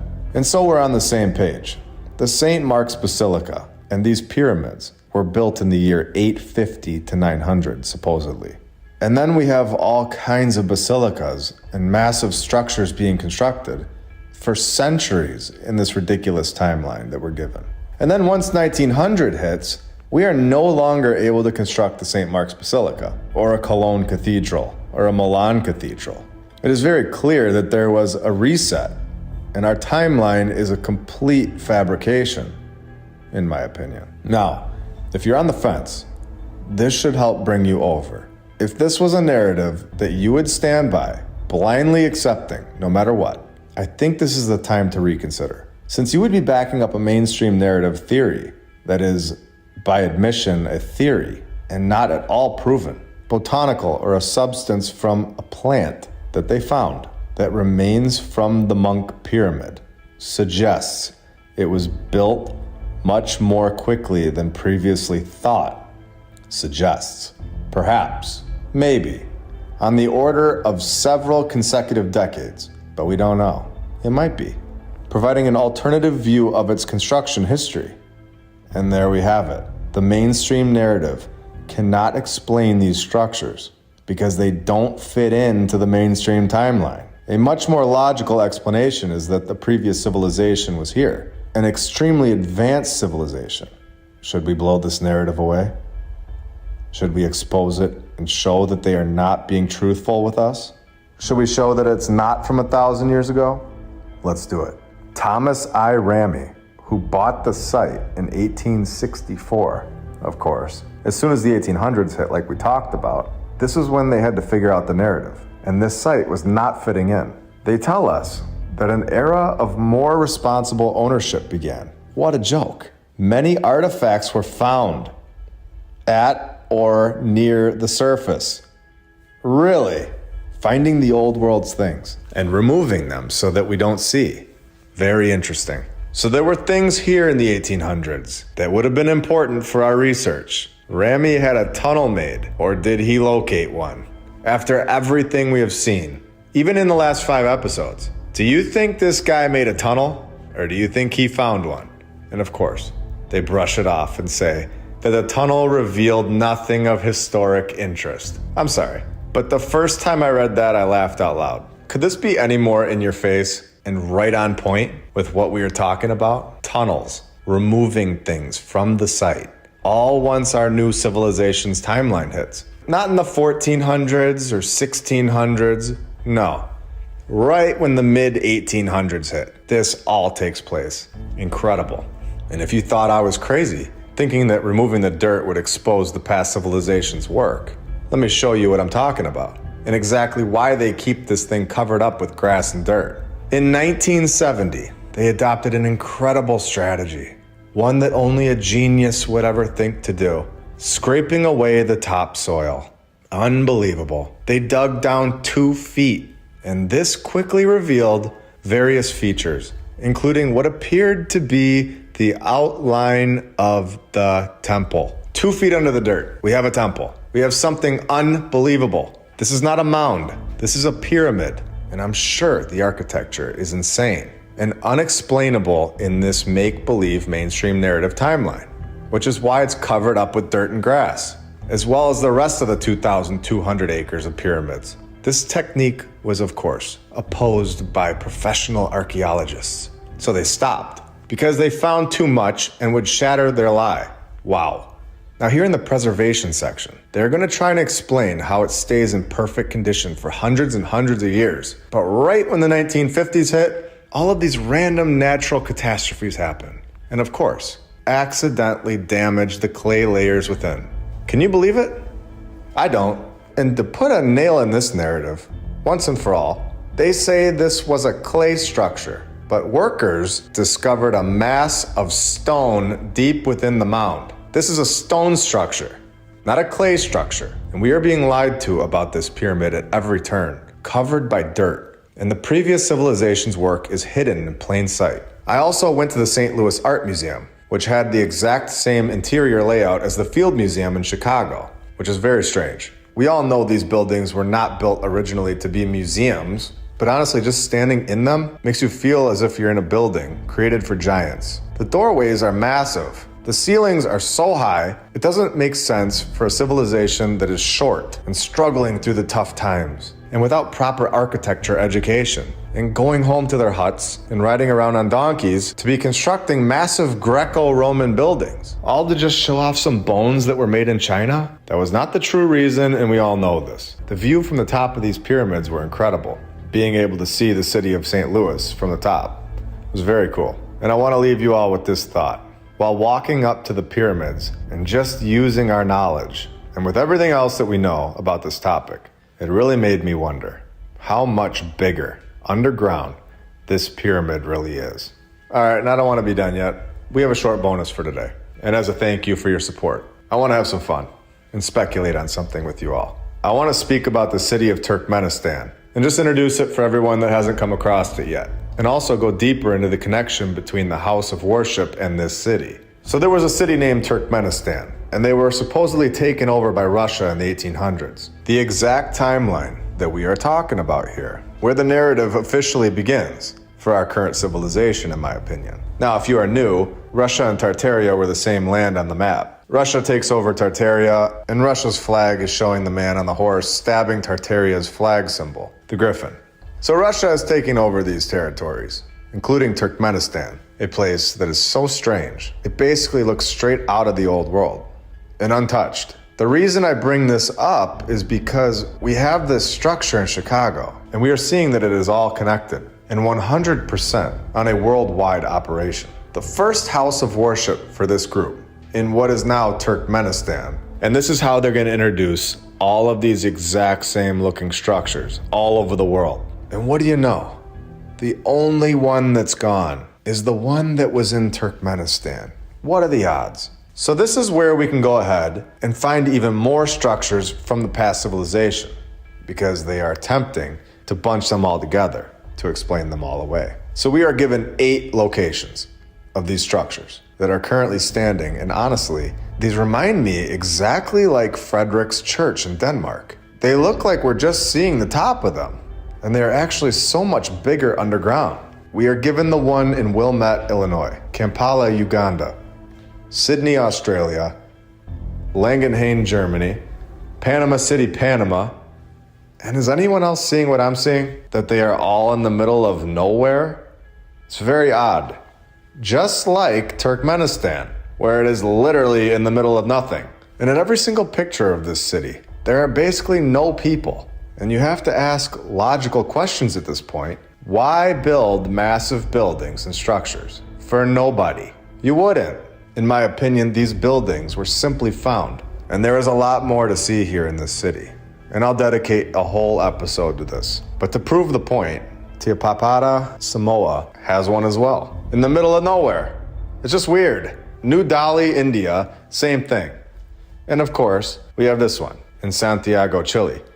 It's weird. They are nowhere near anything. I know some of these were built recently, but the fact of the matter is that they all have consistencies and give us clues. And when you find smoke, there's normally fire. Patterns are extremely important when looking for lies. And that is what we are seeing here. They all have connections to Turkmenistan, and they are all in the middle of nowhere. It's odd to say the least. Are these places sitting on ley lines connected to the Earth's natural power source? Are there tunnels in these locations? We can see that the public blueprints show that this building is bigger than we can see and goes underground. And there is a door at the bottom here, leading to what? These are all over the world, yet hold the same consistencies. Something to think about for sure. Especially when you get the construction story that are basically campfire stories, where some people believe that the building was used to keep a whale alive. Others say the building was a refueling station for captured German submarines. Others say it was for kickboxing and his friend thinks it's for discos. The group that found these buildings holds the keys. And through our research, our questions, and open eyes, we continue to get closer and closer to the truth. Where we went into Oshkosh, Wisconsin, and got boots on the ground footage, and learned a lot about this town. And it carried on into episode 42, where we learned all about their tunnel system, and we exposed a ton about this location. And I think this triggered something. On October 9th, 2023, Fox 11 News reported that Oshkosh, Wisconsin had a road construction project going on, where they, for some weird random reason, needed to delay the project. This is when archaeologists were just randomly in the area and working on the site. I'm just going to ask the AI ChatGPT if archaeologists are normally present during road construction. No.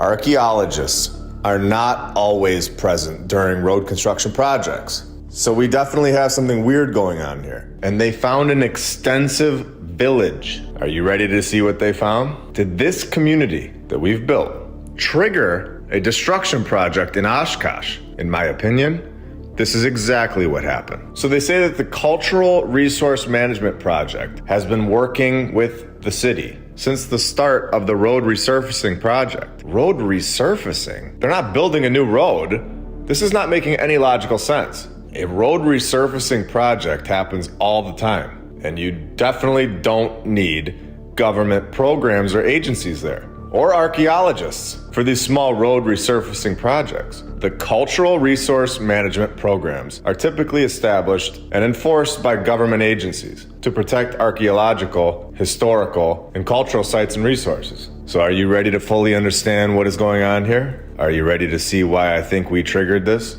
Here we go. Because of the history of the area, the archaeologists already knew that there were archaeological deposits on both sides of the existing road. The old world was there for decades, and they knew this. And now that we have just gone there, they need to cover it up or destroy it. And there was a high likelihood of remnants under the existing road. What kind of remnants would they be talking about? And that's exactly what researchers have found. Unbelievable stuff. We all know that there was a much more advanced civilization that lived here before our current timeline. A civilization that was able to construct the Cologne Cathedral, or the St. Mark's Basilica, and all of these towns, including Oshkosh, that have been hidden from us and explained away by saying that they were just ancients.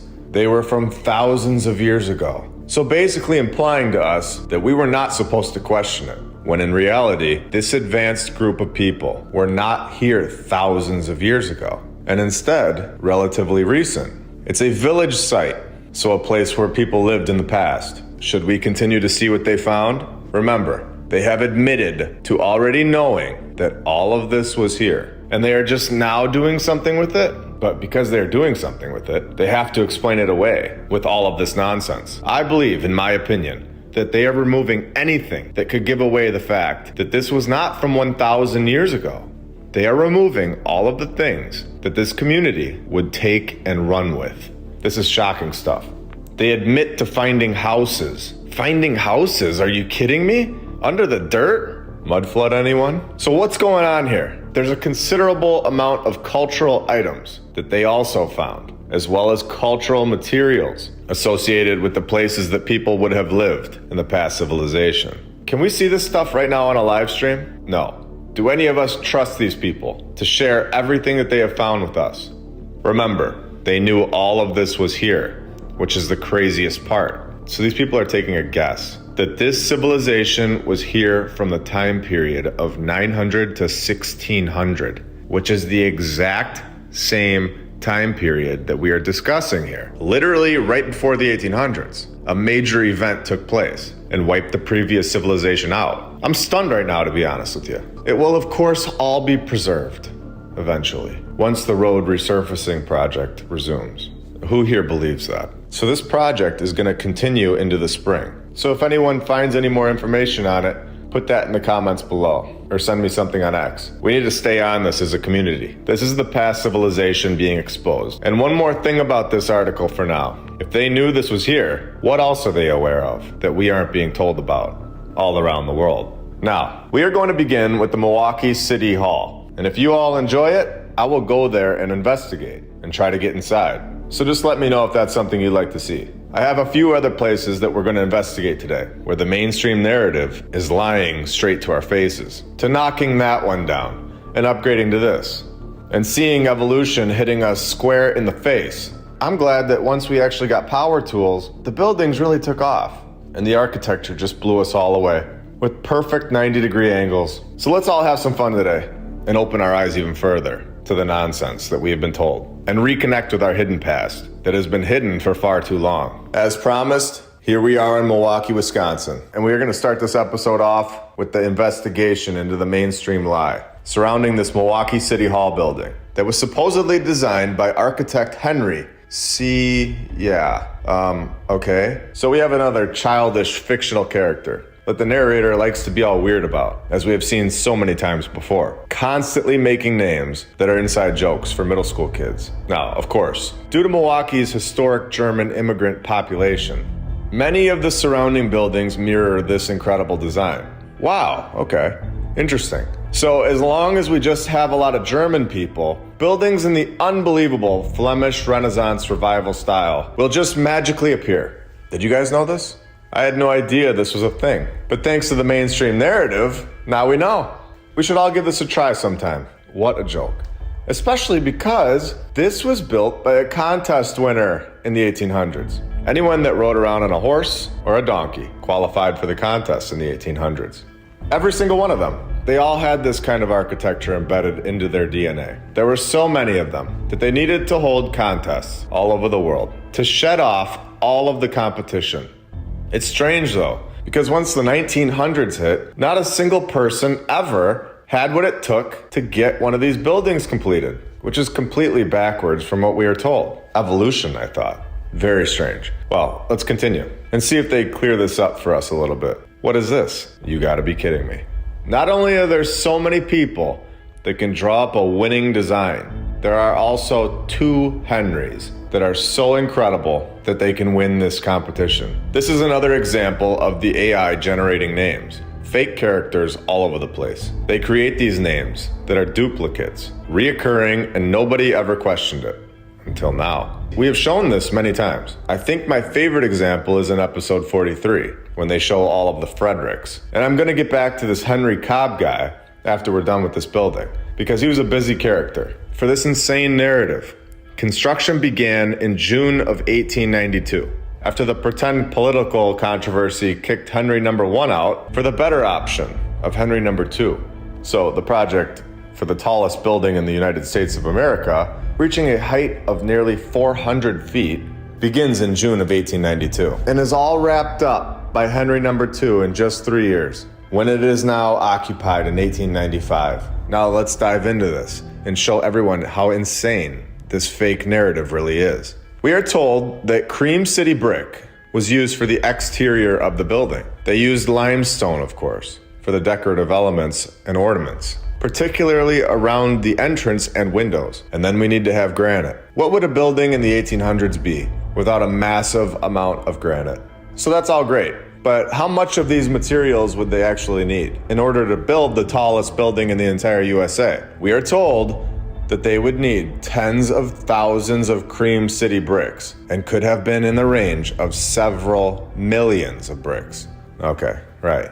And several hundred to several thousand cubic feet of limestone, and in the range of hundreds of cubic feet to over 1,000 cubic feet of granite. In order for the narrative to be logistically possible, we need all of these answers. So let's use their tool against them again, an AI ChatGPT. Let's see how long it would take the materials to get to the site in 1895, and see if this is logistically possible for Henry #2 to get this thing constructed in 3 years. The cream city brick is strange in itself, as they have ended all production of it since 1920, so we are told.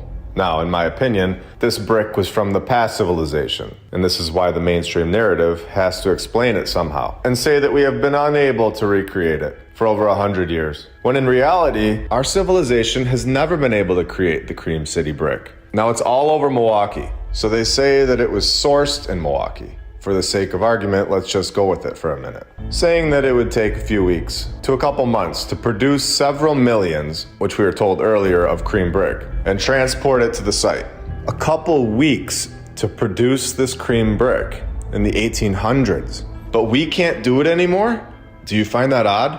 I do. So then we have the limestone, which would take several months to a year or more to extract the several thousands of cubic feet of limestone and transport it to the site. Remember, the entire 400-foot building, we were told, was constructed in 3 years. There is zero room for error here in this insane mainstream narrative timeline. Now we have the granite, which they told us Henry number 2 would require over 1,000 cubic feet of. This would take several months to a year to get it all to the site in the 1800s. So just getting all of these materials to the site would be wrapped up in, let's say, a year in this supposed timeline. If everything went perfect, which we are fully aware at this point that this was always the case before we came along. There was never an issue for the horse and wagon community. And Henry can't build this thing himself in 2 years, once all the materials get there. So of course, he's going to need some construction workers, which we are never told about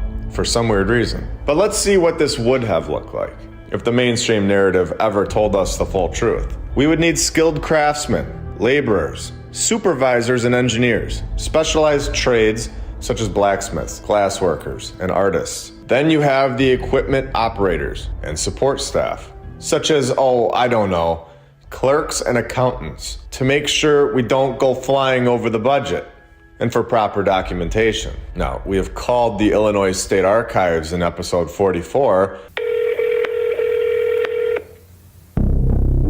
and we have proven that they do not keep records on these buildings. So what's going on here? Why aren't any of these extremely important people ever mentioned in the narrative? We are always given some magical architect, and in this case, multiple architects, both named Henry, but never anything else. Never a great artist, never an incredible engineer, and never a mention of any bookkeeper. You would think that one narrative would mention it, since these buildings are all incredible and still standing. And in this case, we have a building that was the tallest in the entire USA. Yet their website gives us none of this, and we are supposed to just accept it blindly. How about no? We are not just sitting around accepting the lie anymore. Let's ask their tool how long this would actually take. It should say 3 years, since that is how long we are told that it took. But if you follow actual logistics, following real construction protocol, and not fairy tale nonsense that we have been told, then you are going to get a very different answer. A much more honest answer, a much more logistical answer. And here we go.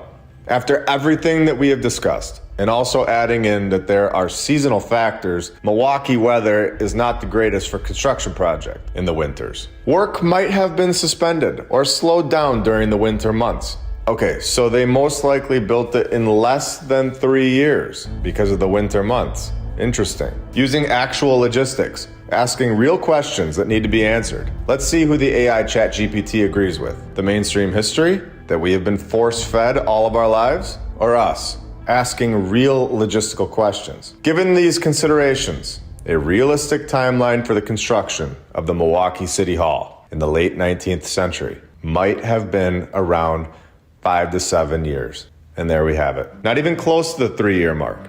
In fact, it is more realistic that it would have taken twice as long. Wow. We have done this a few times now where we ask the ChatGPT questions like this. And it becomes clearer and clearer that none of these buildings were ever built in less than 5 years. And the fact that this is what we're told gives it all away. That this is impossible. And that we are most likely spot on. That a previous, much more advanced civilization with incredible tools, and they did not ride around on horses and wagons, were the true builders of these old world structures. And our civilization is a bunch of founders that claimed these buildings as our own.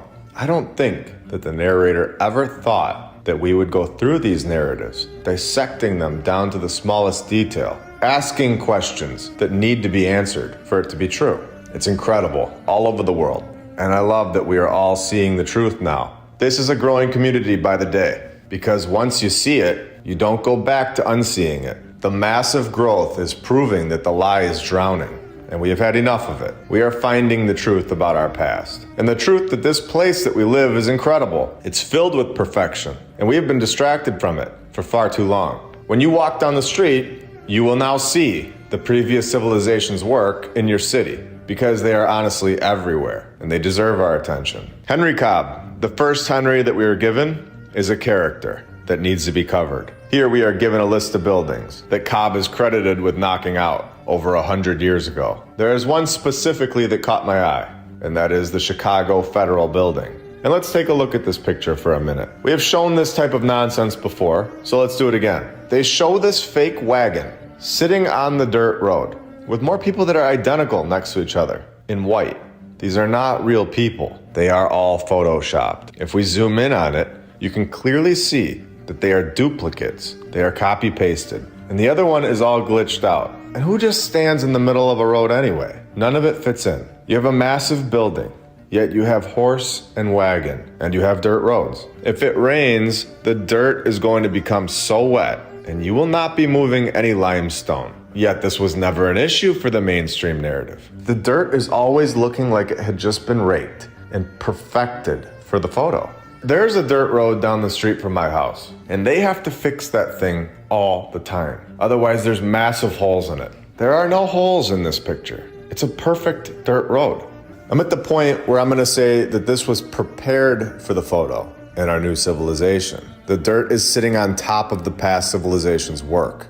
These buildings are under the dirt. They are much bigger than we can see. This is not the original road. It's all backwards. The road always comes first in construction because you need to be able to access the construction site. This is obvious stuff that the narrative ignores. Like we said, getting the materials there and the machinery would be nearly impossible with dirt roads and donkeys and wagons. If it snows or rains, then just forget about it. Other than a few fake people, a couple fake wagons and a light post. This is in Chicago, and we all know that Shalaga is not abandoned. There are literally no people in this photo. My point is that if this is true, that these are Photoshop people in wagons, which is looking more and more clear that this is the case, then was this the very first picture of this building for our current civilization to see? It's strange, especially when we hear the story about the building. The Chicago Federal Building. Look at the size of this thing. Constructed in just 7 years, of course. Well, I guess that's better than the last story, but come on. After 7 years, they still couldn't throw a road down? It's weird. And what is this? The 1905 building was demolished in 1965, only 50 years after its construction, and replaced by the Kluck-Ziske Federal Building. Are they joking? This building was outdated after 50 years? Oh, and here's the Kluck-Ziske building that is just bursting with architecture and incredible craftsmanship that our civilization is known for. The perfection of the 90-degree angles is just amazing. I don't even know how we pulled this kind of building off. I'm sure we needed many contests for this building. The winner was a pure genius, one of a kind. And all right, you get the point, that this thing is pathetic. I think that any one of us could have drawn this piece of trash up when we were 5. It's an embarrassment. And to knock down the brand new Chicago Federal Building for this is insane. Obviously, the Chicago Federal Building was not constructed by our civilization's timeline and was not brand new. And it also did not need to be replaced. And should we absolutely shred this nonsense? I honestly can't wait to say what I'm about to say. Here we go. The original Chicago Federal Building, with all of its incredible detail and architecture, we can see that it was obviously incredible. We don't need to ask anyone. And we see the difference between the old world's construction and our pathetic nonsense. Now, if we are a civilization of advancement and the mainstream science and narrative is true, then we would be evolving. Everything would be advancing, as they like to tell us we are. But we all know the narrative just told us it only took 7 years to construct the Chicago Federal Building with a bunch of people that rode around on horses and wagons and no roads. So to construct this new piece of trash that was built with 0 ounces of stone that you don't need to transport from a quarry, this thing better have gotten done in like 6 months or less. So let's see how long. Oh, you gotta be kidding me. 14 years to build this box? So when we can all see the construction, it takes 14 years. But when we aren't around to see it and can't verify the dates, it's done in like 3 years or 7 years, in less than half of the time, and done with so much more artistic detail. This point alone should get everyone in the world to shake their heads at what we have been shown in our education system. How much clearer could it get that our history is a complete lie? This is insane when you really think about it. It's shocking. Now, we all understand that none of these buildings were constructed in less than 5 years. So when we dive deeper and are told that St. Andrew's Catholic Church, located in Virginia, was constructed in less than 2 years in 1900 to 1902, when this was their way of transportation, we know that there's something off with the mainstream narrative. And this is when you can go deeper. And we find an incredible construction photo. Are you all ready to see it? Oh, you gotta be kidding me. This building is done. That is not a construction photo. That is a completion photo. And this photo is coming directly from the church's website. Now I'm gonna show you how they do this. How they get away with using the same architect for so many old world buildings. This way they don't need to make a million characters. They find buildings that look similar, and then they use the same guy. And it doesn't even matter what state they're in. And we have shown this before. But this time it is unbelievable how many they try to get away with. So let's go find William P. Ginther, and we have found him. And we know this is the same guy because in the middle of the 113 old world buildings that are of the previous civilization's work that they are pinning on this guy, we have the St. Andrew's Church in Virginia. So this is definitely an interesting character. And very interesting that they wouldn't allow us to just click on his name. Let's take a look at a few of these buildings. And I'm sure we're gonna see a pattern that they are all incredible with perfect architecture. Exactly like the Kuczynski building in Chicago. Just amazing. Oh, I mean, nothing like that. So let's just pick a random one and start with it. How about the St. Philip's Church in Craftsman, Pennsylvania? Okay, well, I think we can see where this is headed already. And to prove my point, let's go right on their website and see the detailed construction story. All of the details will be given that we need in order to fully trust them. So in 1898, a young priest came to St. Philip. His name was William, of course, because they have to repeat names. Because who else is named William? The architect. But let's continue. Between 1898 and 1953, Father William undertook a complete renewal and rebuilding program. So let's get this straight. 1898, this guy comes in and starts the renewal and rebuilding program. We all understand what renewal and rebuilding means, right? It means that there has to be something there already. Are they literally admitting that they did not construct this building right here? And they are taking credit for how it looks today by just calling it a rebuilding program? And this is embarrassing for them. I'm not trying to make fun of them, but come on. This is on their website. They say William number 2 is build of stone in cruciform design. Is build of stone? Let's get that corrected. St. Philip Catholic Parish in Pennsylvania. Let's throw a few more of these buildings on the screen and see what we've got from William number 2 and his master skills just for fun. Let's see what he's got going on all the way in California, since it's nowhere near Virginia and would be insane to have multiple projects like this going on at the exact same time in the 1800s. So let's check this one out. Santa Clara Parish in Oxnard, California. Okay, very interesting. Let's take a look at the inside. And of course, this is insane. Still standing today. And as long as it's left alone, it will be there forever. And so will all of the old world buildings. They are all built with perfection. Let's see a few more from William number 2. Let's take a look at Mother of Sorrows Church and Rectory, located in Ashtabula, Ohio. Oh, right. So we have ourselves a castle. This is unbelievable. I'm gonna make an entire episode on this guy. It seems too weird to me that he is credited with all of these structures that are clearly not built by our civilization. There's definitely something off about all of these buildings. And I wonder how many Williams we could find hidden within these 113 buildings that are pinned to him. That might be fun to keep a running tally. I'm gonna wrap this episode up right here. I hope you all have a great rest of your day. I will be back very soon with much more. See ya.